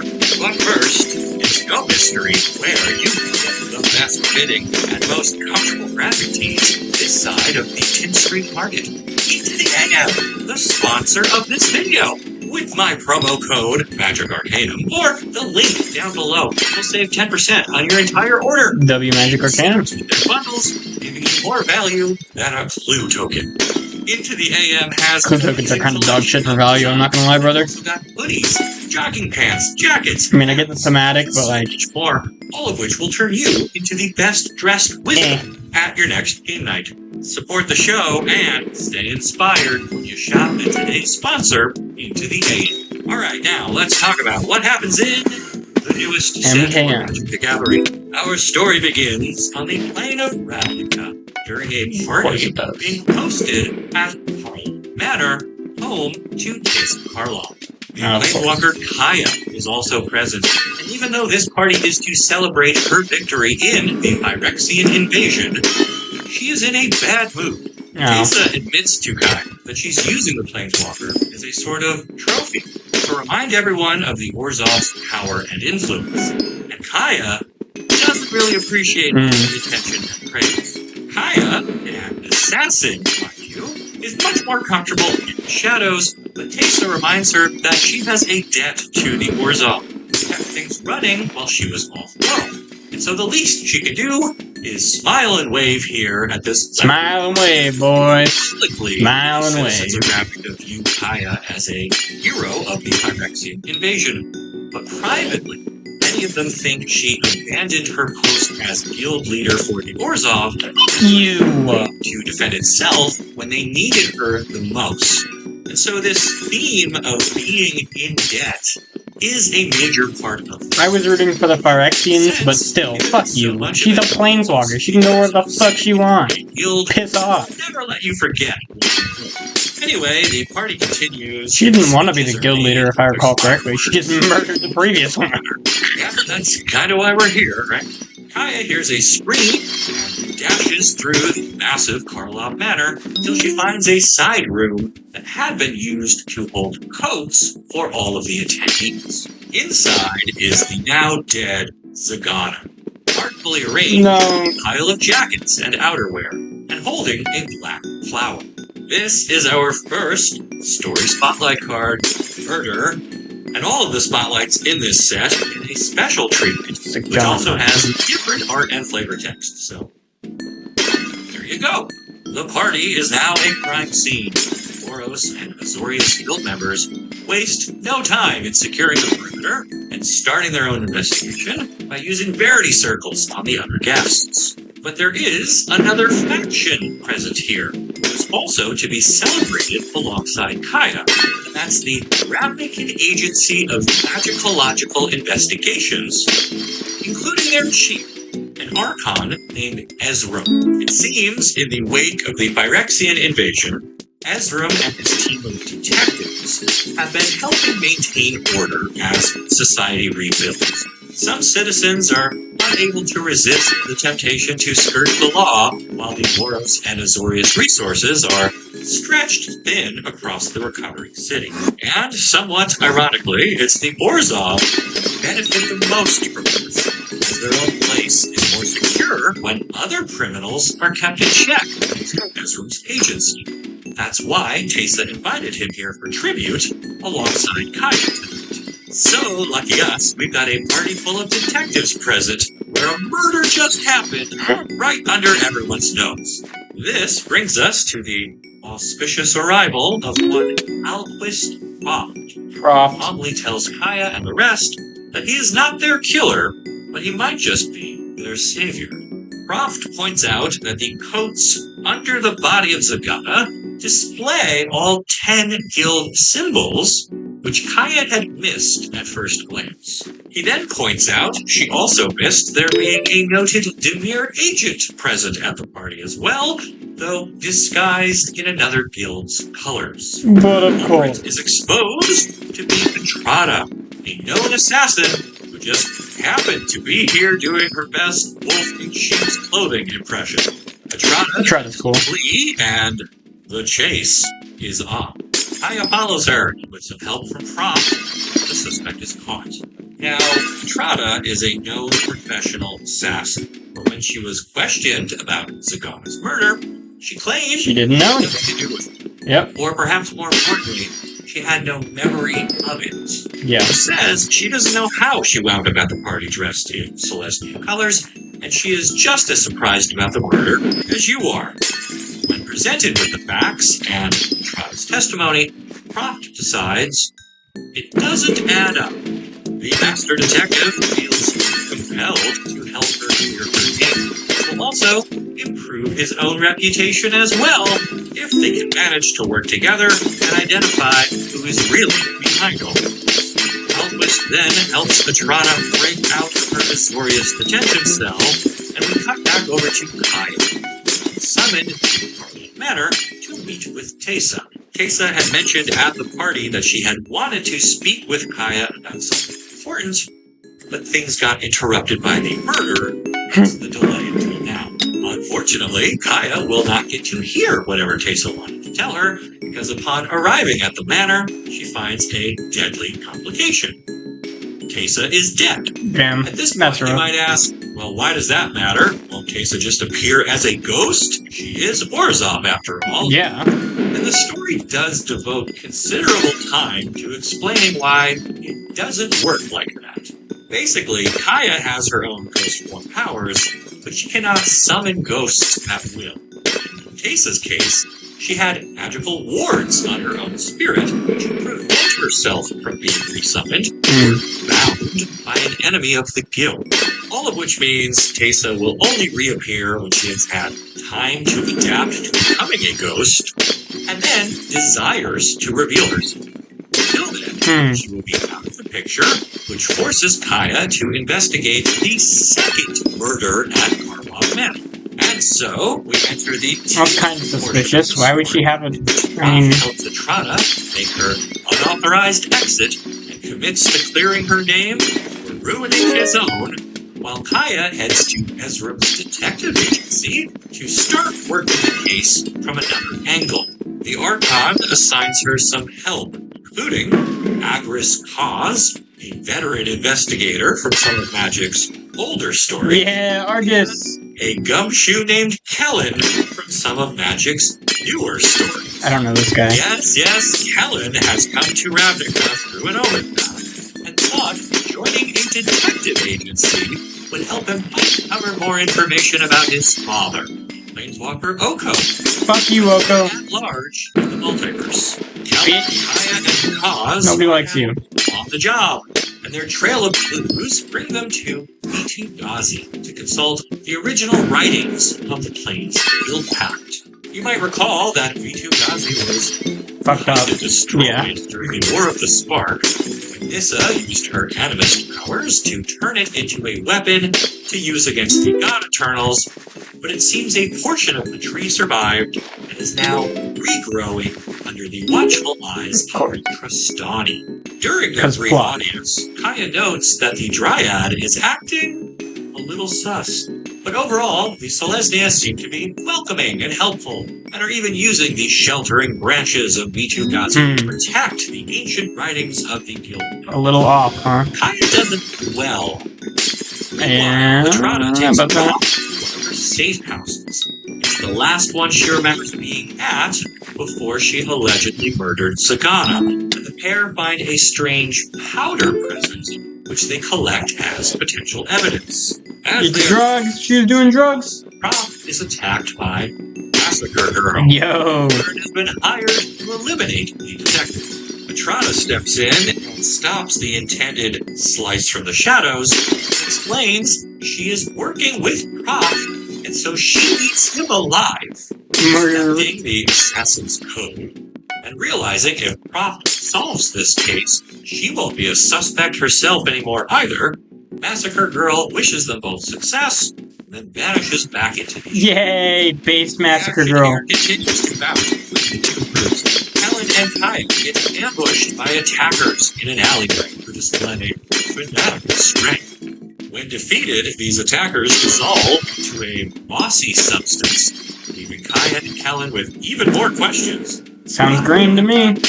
As we're back to Trata. The detective wants to visit an old friend of his, an isn't scientist named Kylox. He hopes can analyze the pollen sample collected at a Trunks safe Sounds green to me. at his workshop, but find Kylox is missing. It's gotta be one of the green guilds. Of a struggle. Golgari or Selesnya. Prof uses his I don't think memory Simic would use powers pollen. to recreate the scene based on his previous visits. This allows him to reenact the crime. In doing so, he observes a secret passageway out of the workshop and into the underbelly of Ravnica. They follow some tunnels and eventually find Kylox. Then a group of goblins arrive and capture him. The goblins take Kylox back to their boss, who he learns is Franco. Franco is aware the other guild leaders have been murdered, and even though he's not a guild leader himself, he is still afraid his own life may be in danger, so Oh, come on, tries to buddy. force Kylox to help him. Around this time, another assassin arrives on the scene, and once again, Matrana has to play bodyguard. She manages to protect Yeah. Franco and Proft before Kylox dies in the No, not The Kylox. assassin, though, he comes to his senses, and we discover he's just a regular citizen who had no memory of wanting to kill anyone. Proft realizes Of course. there is some mind control happening here, and it must have affected Atrana earlier.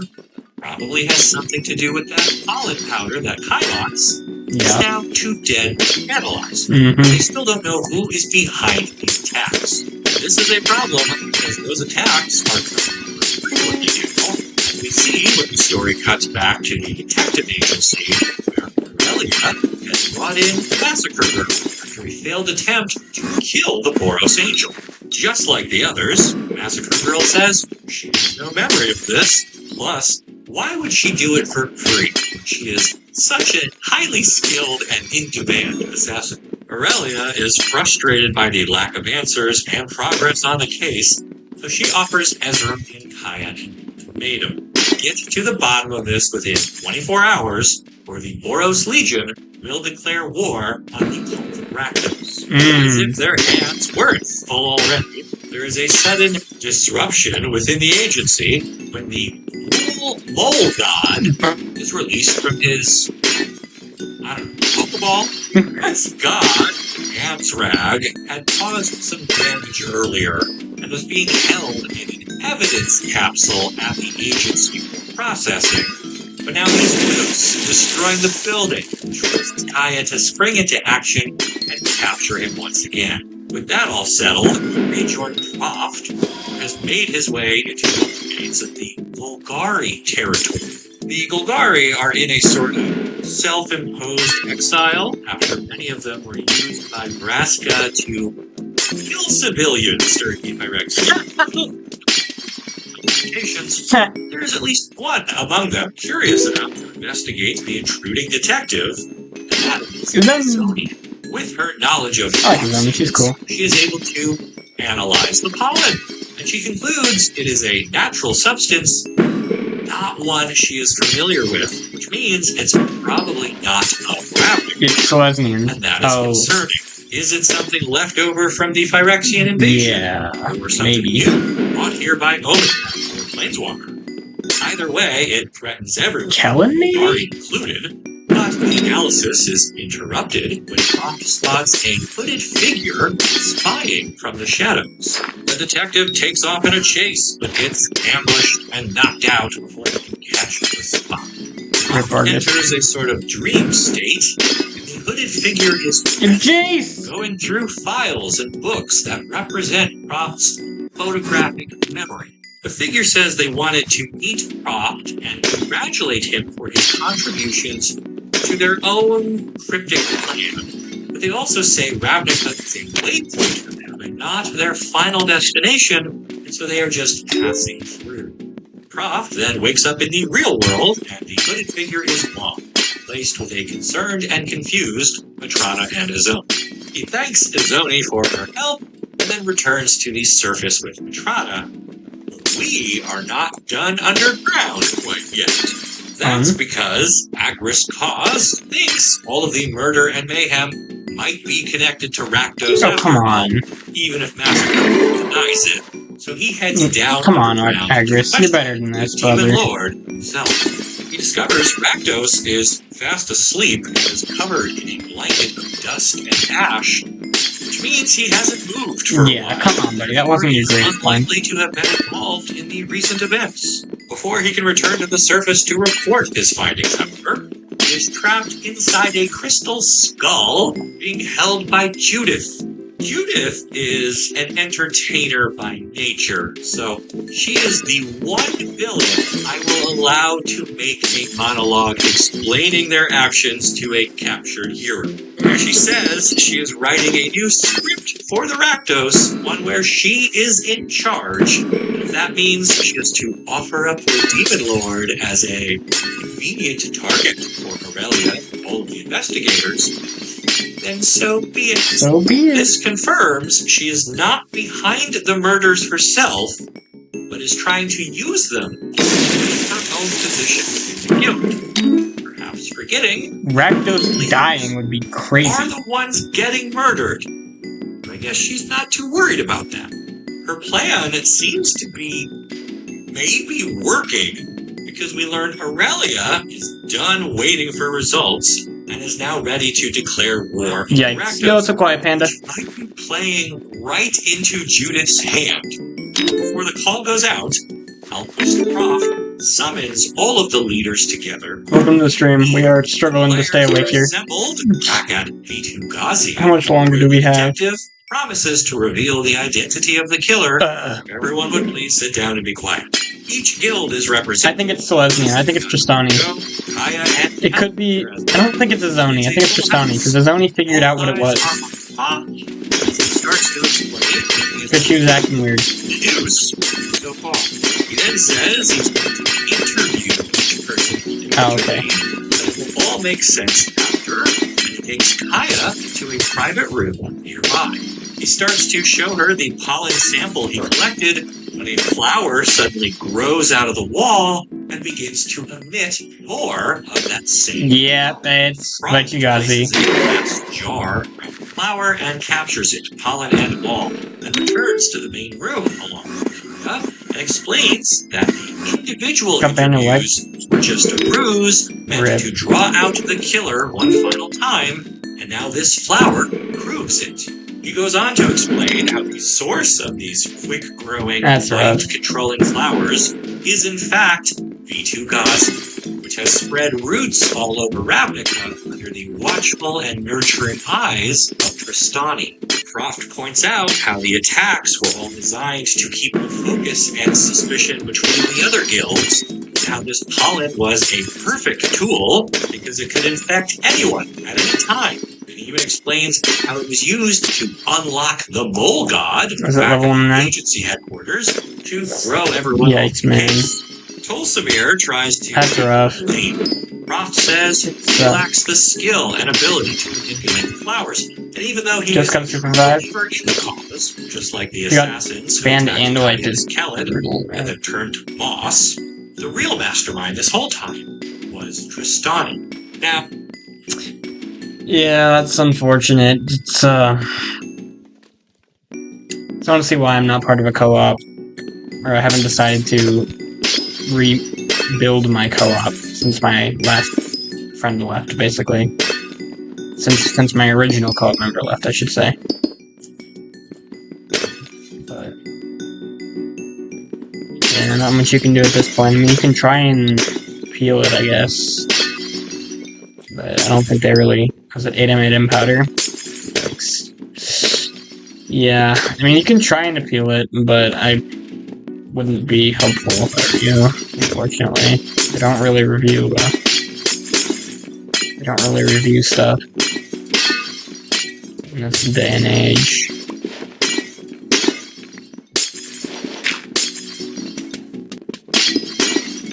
What would I miss? Believer in the cause, just like the assassins who attacked Kaya and Khaled, and then turned to moss, the real mastermind this whole time is Tristani. Now, for anyone unfamiliar, Tristani is a dryad with 3 bodies connected at the branch, and we learn that really only one of them was guilty of this. Oh, okay, so technically it wasn't Tristani. Dryad of life. It was Oda, so I wasn't quite right. She admits to everything, saying that the Phyrexian invasion affected her deeply, and she absorbed as much sorrow and suffering as she could to protect her sisters from having to experience any of it. And while she was in this dark place, she observed the world around her, and saw Zagana and the Civic appear to embrace the science of Phyrexian. She saw Krenko hoard medical supplies, and she saw Teysa conspire with the Phyrexian leadership. Yikes. This motivated her to purge Ravnica of its faults by killing the leaders most responsible. Damn, 12 bill worth of stuff is crazy, brother. But then her sisters point out that her way of seeing the world was limited. She had to do it all through the root system that had spread across the city, and that was ridiculous. Imperfect. Vanifar confirms Zagana did work with Phyrexian oil, but only to study it with the goal of reverse engineering a cure for the infection. Franco claims he risked the lives of many goblins to capture valuable supplies from behind enemy lines. He argued that those would have been lost entirely had he not gone after them. And so why shouldn't he be allowed to keep some for himself and his followers as reward for his brave actions?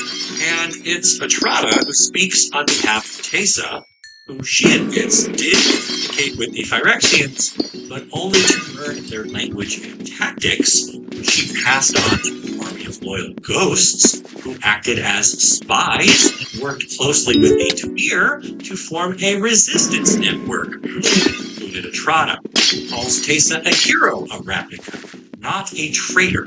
Wow. When she hears all of this, Oda grows more angry.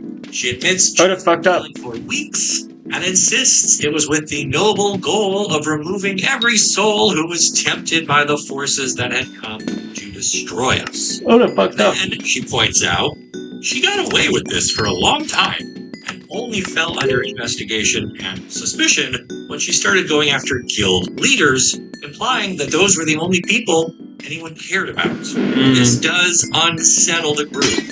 Even Prof feels a little guilty about using this case to make a name for himself when the other deaths went virtually unnoticed.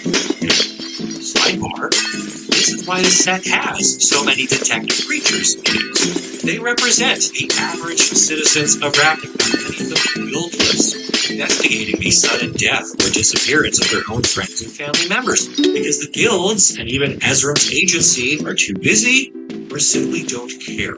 Aurelia says, well, glad you had your fun, but now that you've confessed to everything, you are done killing. And Oba says, no, I don't think so. Blades and branches start swinging out of the wall. Uh-oh. Oba attacks everyone present. Oh, no. Fueled by the rage of the world soul, or Selesnya, and easily overpowers her sisters before going after the assembled guests. No, just, Kellen gets grabbed and flung sky high by Rip Kellen. Your dad sucks, though. because his Getting alive? heritage Yo, granted him Devon's drill is crazy. He survives. Yeah, I still don't have Down Devon's drill yet. Kaya grabs some barrier wards. These are basically magical crime scenes. And with help from Atrana, she's able to wrap it around Ilma in a makeshift binding. Kaya thought she saw the ghost of Tesa helping as well, but it was hard to be sure in all of the chaos, so we have to wait a few days until Tesa's own funeral to find out. Indeed, her spirit appears next to the grieving Kaya. It says, yes, I was there, and I appreciate you sticking around to solve my murder. You could have just plain walked away. Kaya says, well, I still owed you a debt, so it was the least I could do. And then Tesa says she plans to make the Celestia pay for all of this, and it would be easier if Kaya maybe wasn't around. Yeah, you're gonna be able to do some real good trolling there. Visit Tyvar, or That'll be fun. Multiverse, so just take it easy for a while, but before she leaves, she goes to check on Kellen. Kellen tells Kaya that Prof has hired Atrana as an assistant / bodyguard. The news is that things will remain interesting on Ravnica for a long time, even without Kaya around.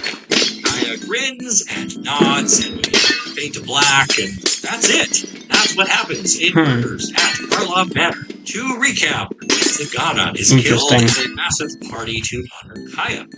Prompts an investigation led by Alquist Prof, who is determined Very to interesting. Trada, who denies any actual involvement.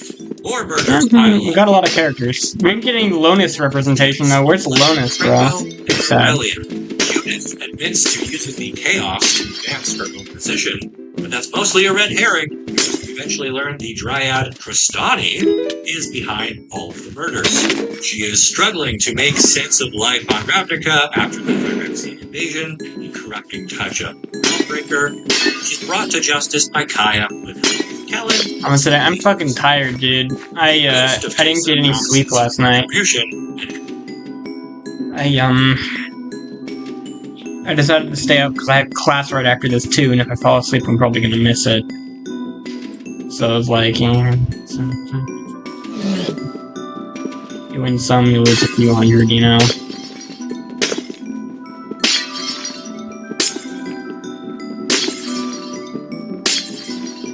Got my blue goblin on with Ford, which is nice, I guess.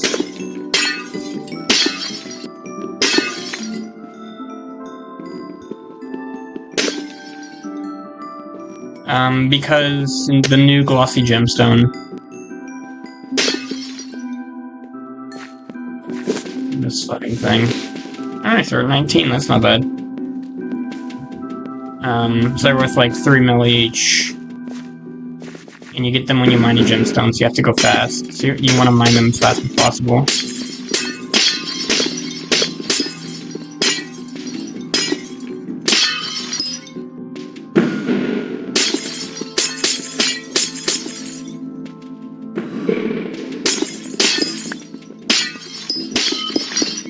Yeah, you get more profit from the glossies than you do from the actual gemstones here.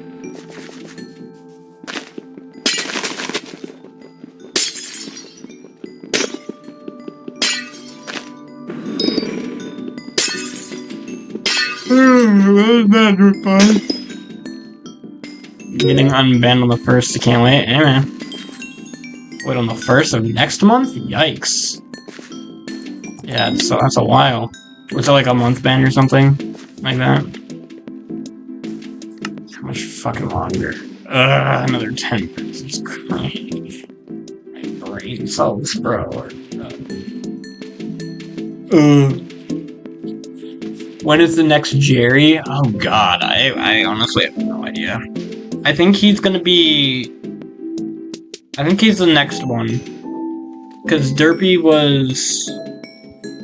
I think I went Derpy, then Scorpius, then Jerry, if I recall correctly. I'm not... Don't quote me on that, though. Don't quote me on that. I'm not certain about it. Like, when it comes to special mayor cycles.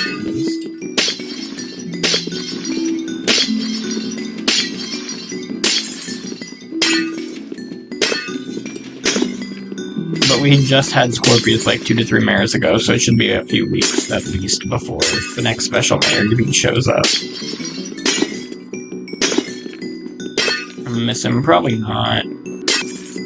I doubt it. I mean, I guess it's possible, but I don't think so. We like just had Scorpius like 2 weeks ago. I thought special mayors were once every other month or something like that.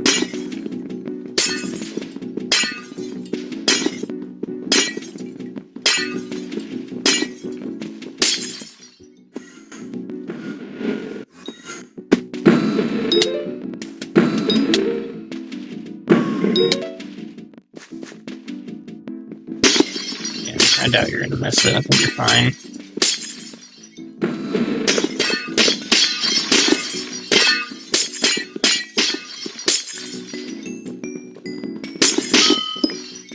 Yeah, technically the best way to do this would be to make a Ruby route, but I'm... like, if I get kicked from a lobby... We got, the game kind of, got fucky-lucky a little bit, and the lobby's reset, so I decided that, I'm not gonna be doing that today. I'm going to freaking requirement out of myself before Jerry. Yeah, true.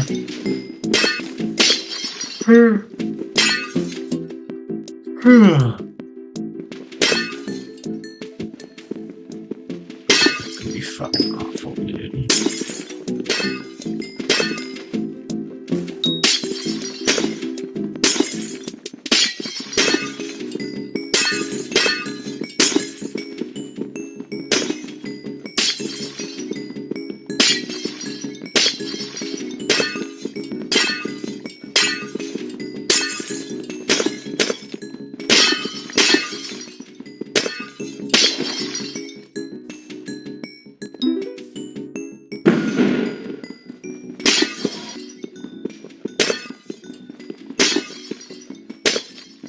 My brain is dead. Come on, there's only like 5 more minutes left.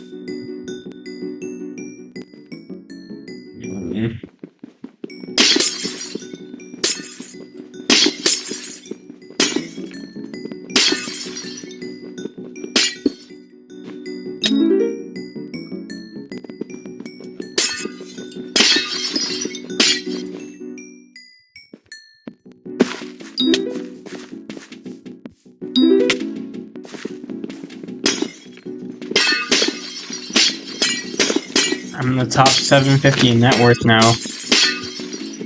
Which you love to see.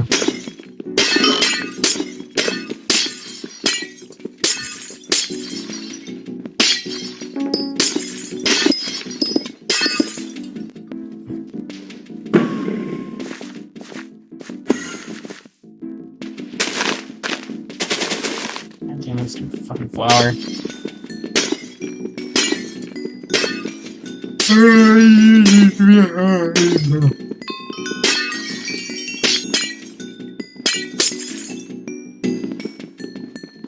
Max mining to get money for tallies. Yeah, then get as high as I can so I can unlock hype and maybe stay more.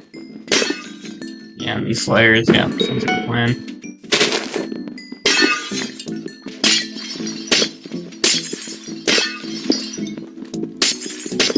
I don't know about maxing mining. I think as long as you can get to like Heart of the Mountain 7 or so, you should be fine. At least at first.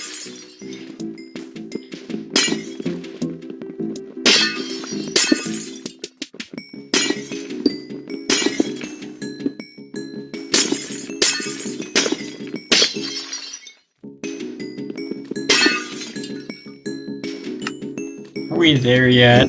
Oh, there's still 5 minutes left. I'm kidding. This isn't too awful. At least it's not the fucking 4 hours of just mind-numbingly dull bullshit I have to put up with every other Mining Fiesta.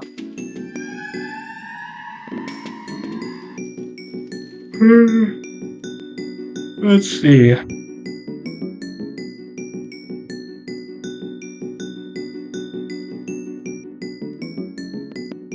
want to know what happens in Derivate, so you can use Warden Helm. Yeah, fair enough.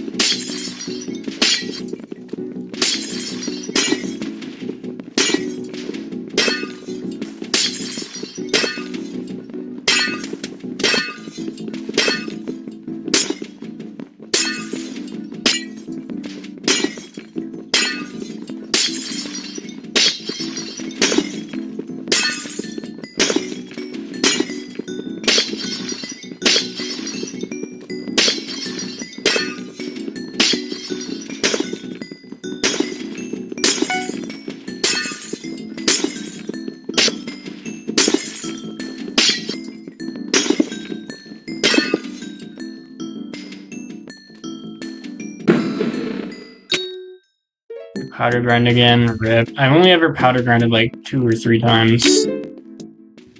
I did a shit ton of commissions back in my day.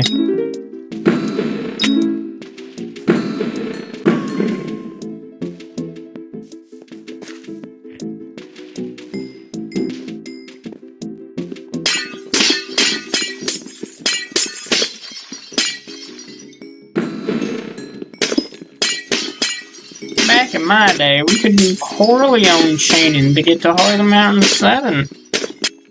Yeah. Gang whippersnappers with your glaciite fucking commissions.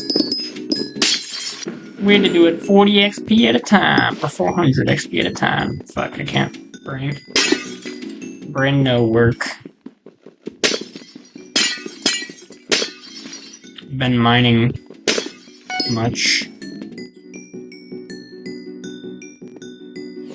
muchly a lot. Mining. Yo, what's up, Viz? Welcome to the stream. Thanks for coming by, man. Appreciate you. I am dying slowly and painfully. I was listening to something, but then I decided that my gen, Leaf and August, same as my channel name.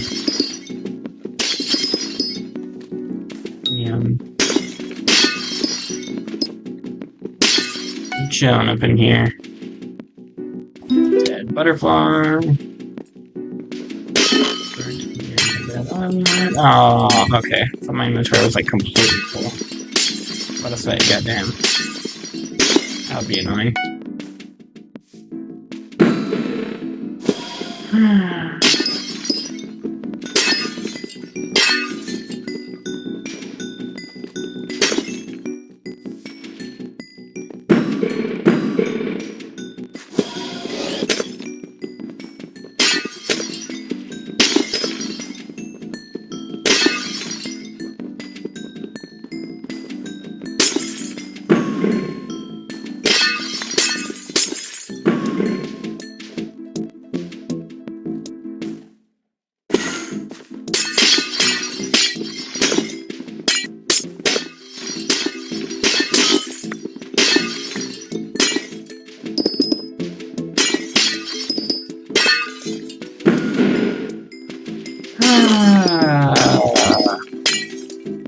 Alright, we've got like less than a minute or so left.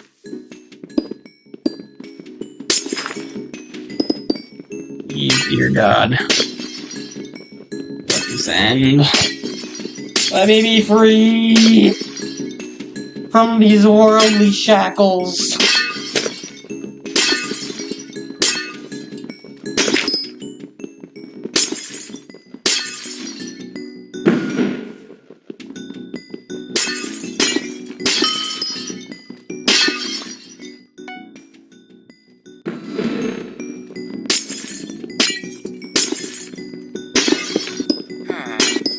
GG's.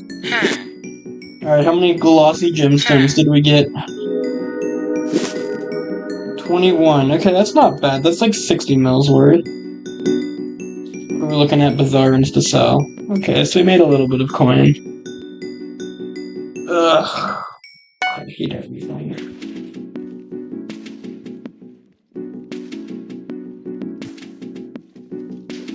Okay, go to the Discord and check out, see if our slash net worth went up at all. Slash net worth, boom.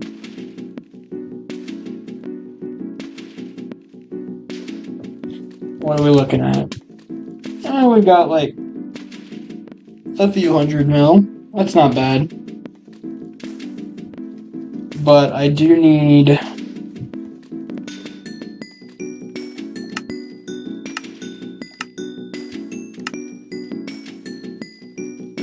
11 of those. That's a lot of coins. Oh, damn it. Oh, look how much fucking stuff I had. Oh yeah, I had, hey, my bioorder filled. Sweet. Should I just create another bioorder for 32? Okay. No. I can't in my right mind do that.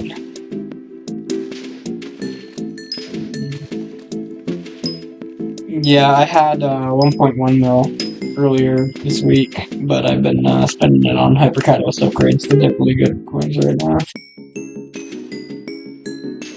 Do I have any to claim? Probably not. I have to. So I can just sell off of it.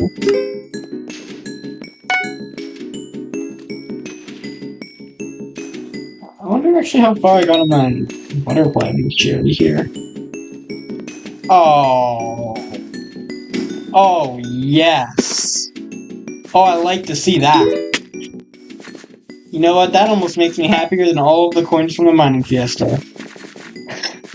This bestiary is going to be such a pain in the ass to grind. What do I need? Like 20, 30 something? Isn't such a good structure for this?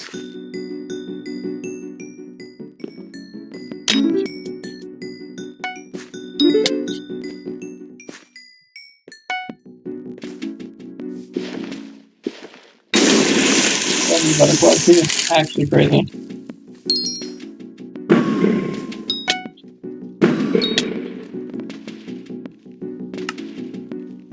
Let's check it. I don't know exactly how many more I need. 23 more. Alright, we'll just do this here. We'll finish that. In the meantime.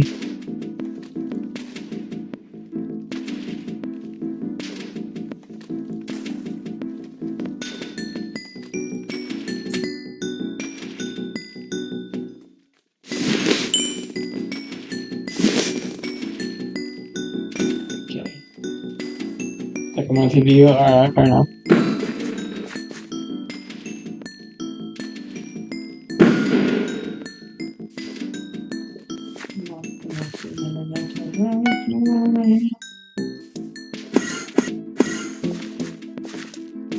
Oh, there we go, more butterflies. Yay, 745, hey, nice. Thanks, man, appreciate it. Alright, 22. 21. 20.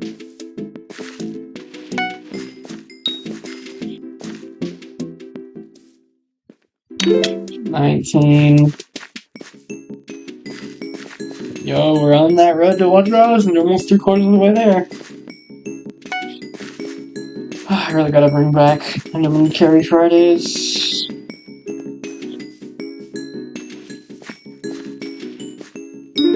Fuck, I already lost count.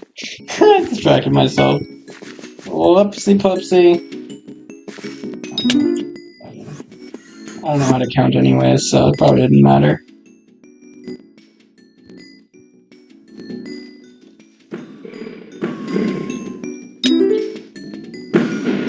Oh, fuck, I was shot.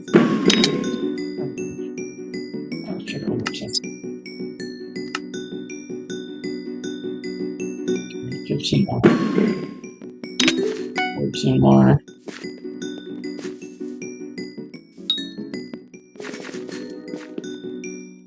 13 more. Come on. Now you wanna spawn 12 more. 11. 10.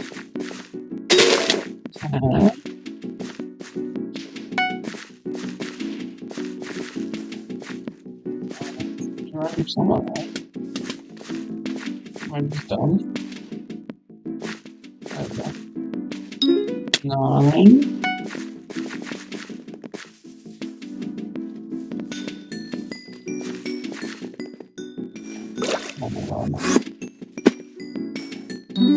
8.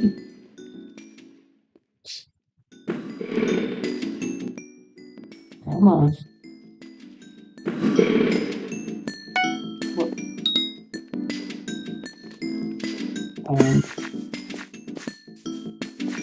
7.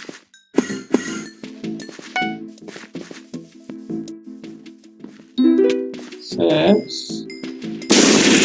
I'm gonna pop it on.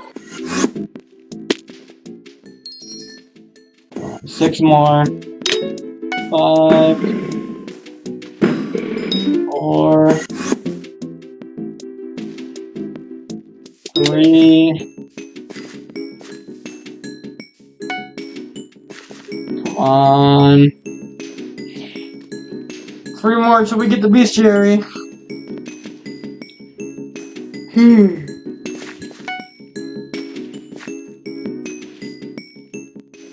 Come on, butterfly. 2 more. 1 more. Yay! Alright, max out butterfly bestiary. Oh, that hurt my back for some reason. What the fuck did I just do? Ow. Okay, warp forge. We gotta start forging some stuff and things. Okay, so this thing's got a little bit under an hour left to forge. I have to decide now. Do I want the sapphire cloak, or do I want the Divan's powder coating?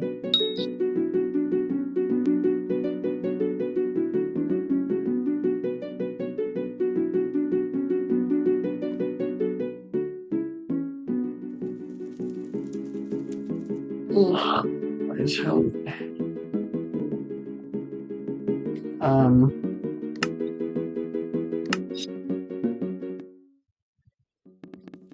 7 hours. When does the one after that start? 8 hours. 18 hours. Okay, so in theory, I could make the coating here.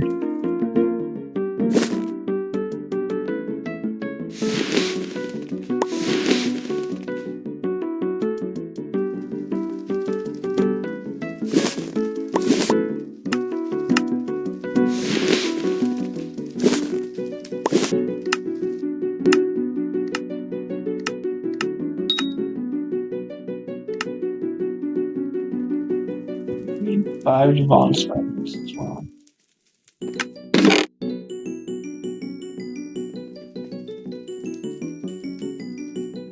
Where are my Devon spiders? I have a couple. Where are they?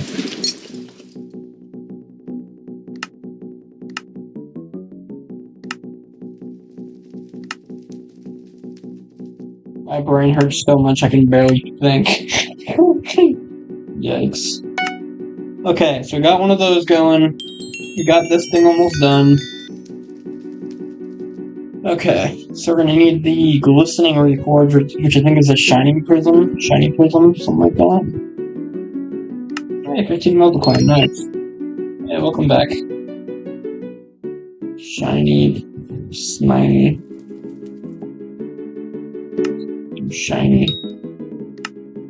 prism, yeah, for glistening. Boom, I'll buy one. Good. Hey, thanks, man, appreciate it. I try, believe it or not. Is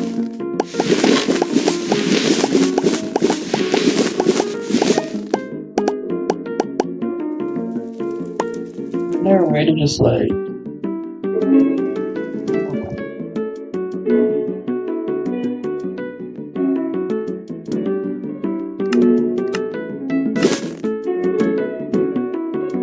I sworn there's a way to,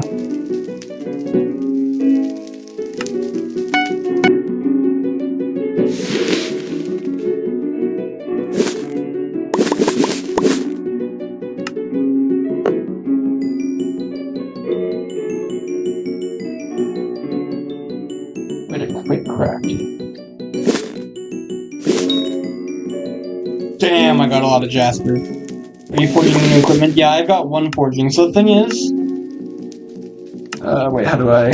Thing is, okay, so I've already got the pendant, and I've already got the hand warmers, so I only need the belt and the cloak. So I've got the belt going. But the cloak, this thing already gives me an extra 10 mining fortunes, so really it'd be better to get the one coating. Or it'd be better to get a coating than it would be to get the cloak right now. So I'm gonna get a coating and probably put it on my pendant or something. Maybe my helmet. And then so I'll work on coatings next, and then I'll get the belt, or the cloak, I mean, because I already have the belt going. That'll be like in less than an hour. That'll be done. And then I just got this thing started.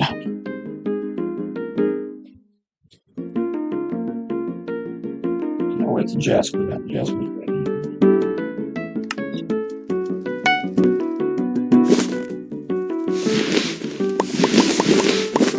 Alright, I got so much Jasper here.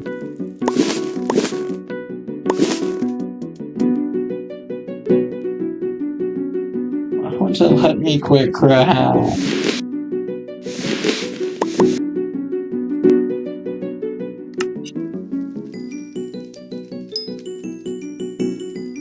Gotta be under settings.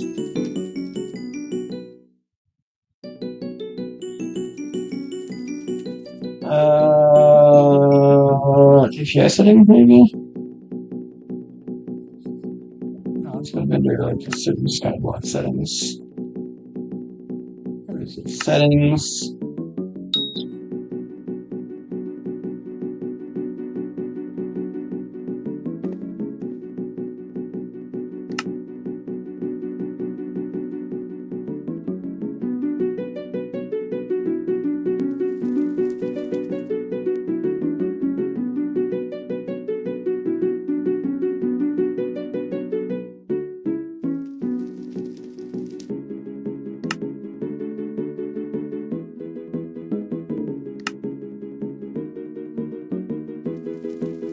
Where is...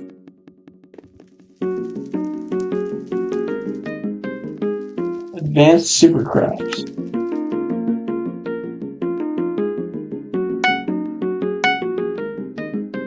I don't know why it's not working. I just want to make all my shit into... fucking game.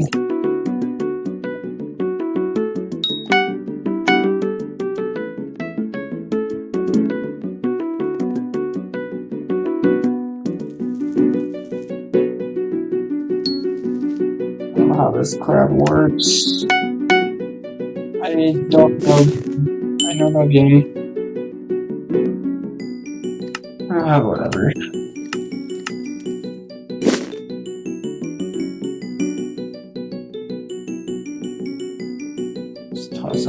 Come on, do this the hard way, I suppose. Like clicking for hours.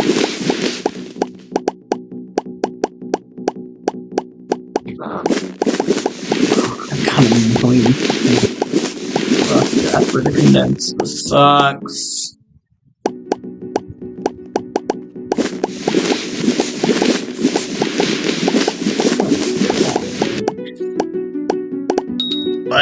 Pain.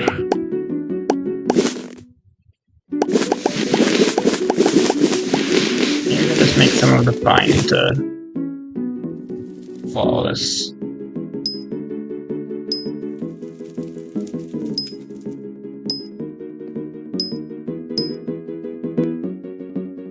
Oh, right, /recipe, that's what it is. Okay.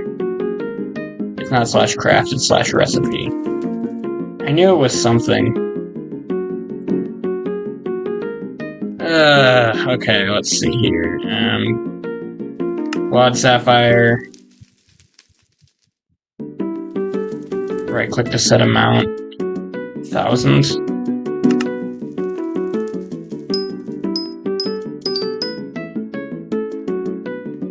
Okay, cool.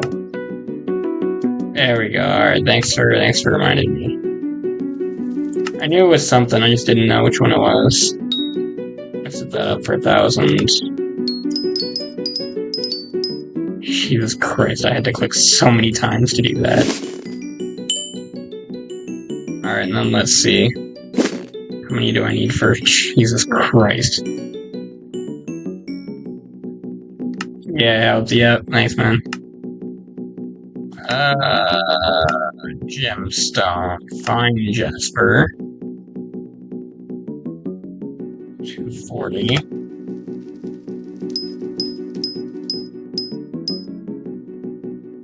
Perfect. The Mining Fiesta over? Yes, sir. Just ended shortly. Or a minute ago. I don't know. English is hard. Don't ask questions. Okay. 1, 2, 3, 4, 5. Okay, I can still offer that for like a couple coins. Cool. What's this? Oh yeah, it's a shiny prism I just bought for that other thing. I think I already have a recom. Yeah, okay, so I have a recom for the belt when it's finished. Oh, I have 2 recoms actually. Huh. I'm so well prepared. Except for when I spend all my coins on dumb shit. Like this fucking thing. And this thing. And this thing, honestly. All of these 4 things I should not have bought. But it's profit, I guess. I'm so poor right now, it's actually brutal. Relatively. Cause like, I don't have my 1 bill bank anymore. I guess I can deposit another 100 now. Actually, let me check on, no. Not quite where I want it to be. Oh wow. There ones.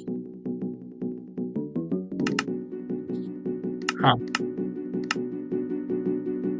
So just buy order for a shit ton of this then. Go off for these. That's a lot of coins.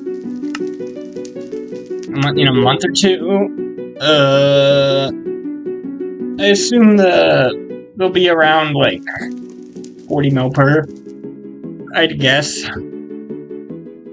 Because, I'd guesstimate that Glossy Gemstones will decrease to around about 1 mil per. That's where I'd guess that they'd hover around.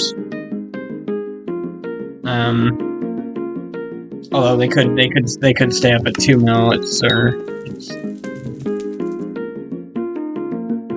A lot of things could happen with that because it's brand new. So I really don't have any frame of reference. But if I had to guess, I'd guess around 40 mil.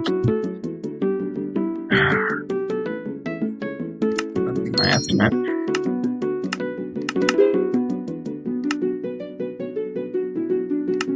have gemstone powder now? That's crazy.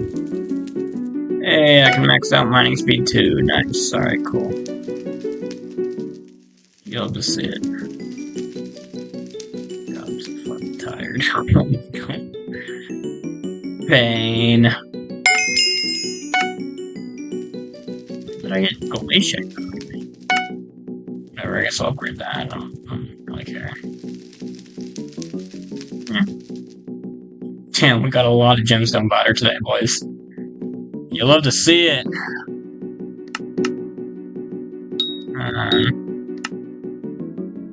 Let's see, 70 out of 100, huh? Not bad.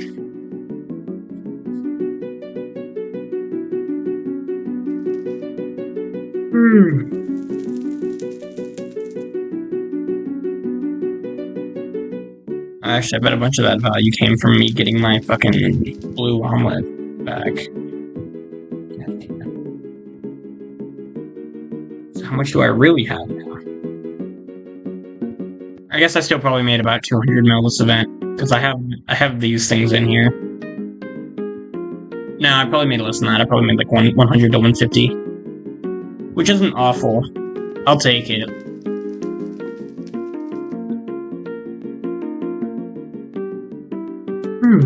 I'll take it. I'll always take a cool 100 mil. So basically, I'm just waiting for this right now to recon it. Honestly, I don't think there's anything else I have to... Oh, right, there's something I did want to do this stream. Warp DA. Actually, I wanted to do it, like, for the last, like, fucking week. But I've just been forgetting to do it every single time.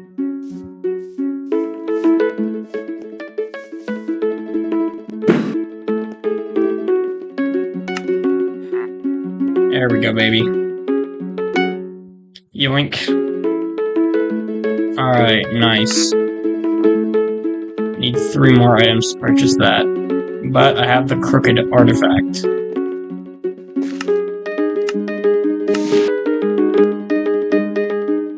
Alright.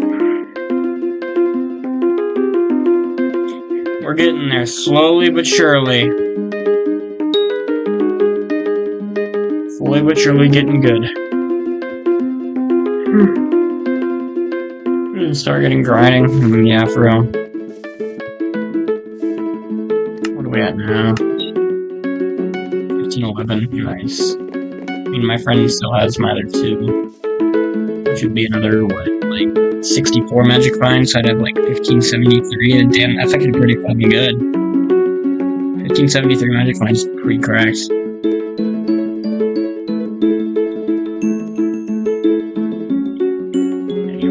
Now I gotta figure out what I want to put the coating on when it's done. Well, I don't have to do that right now, I guess. Pendant of Devon is definitely the most expensive thing there.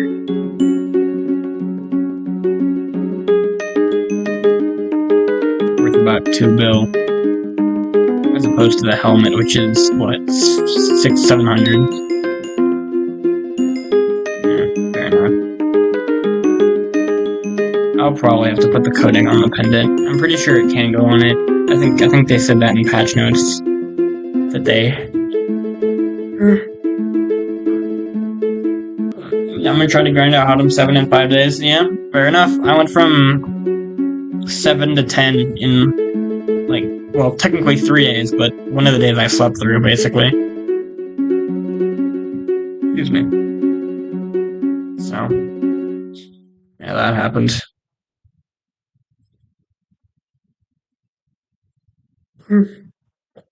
But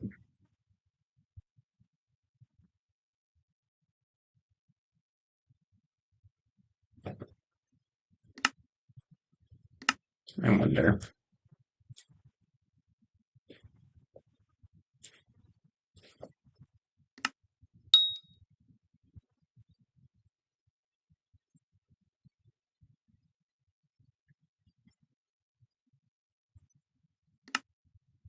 There we go.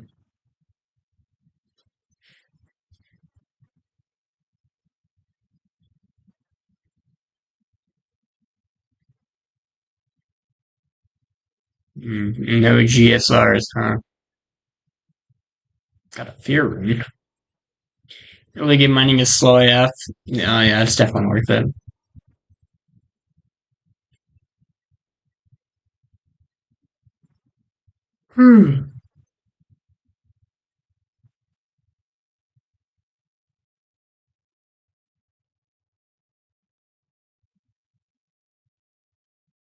This thing's a decent deal.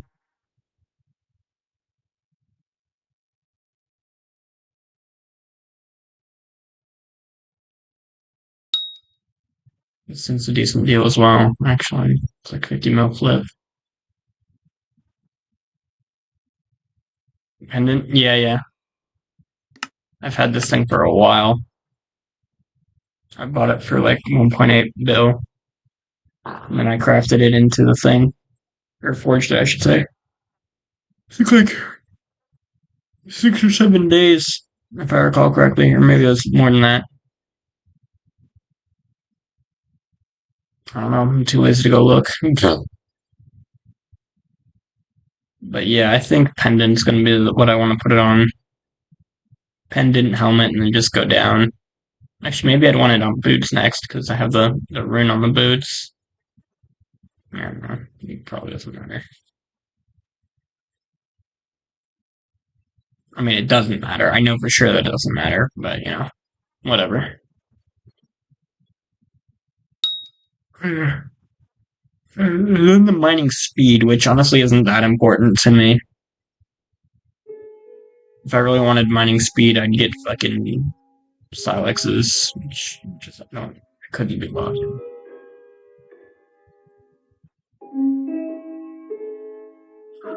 Yeah, that's the mining fortune that I really want.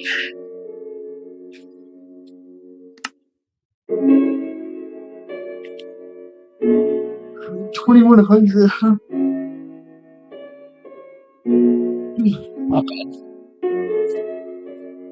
Alright. Is there anything else I wanted to do today? Let's go check how far along I am in the okay, I'm at 41 out of 200 now, huh? Slowly but surely. God damn, bro. It's gonna take fucking forever.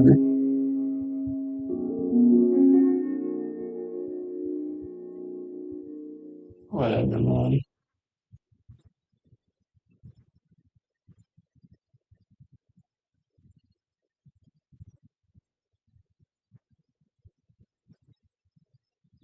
I really should have got the refined mine buff. That was stupid of me for not doing.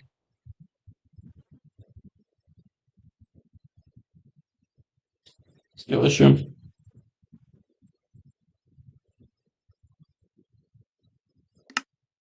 I might be mining a lot when I get, yeah, fair enough.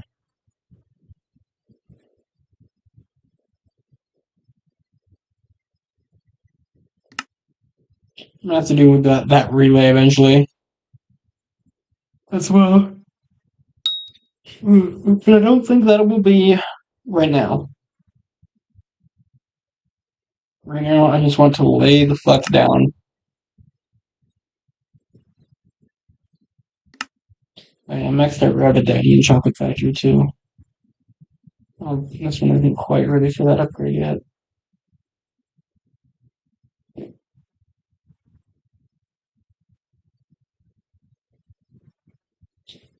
Well, I hope y'all enjoyed the stream. If you did, please be sure to leave a like and subscribe if you haven't already.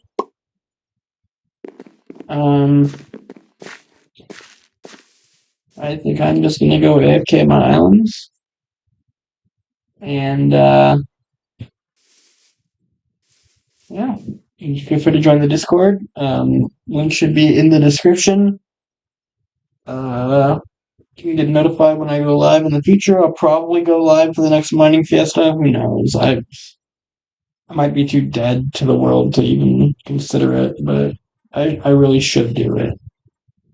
I don't know. I guess we'll see. But yeah, we jumped from 744th place to 731st in net worth.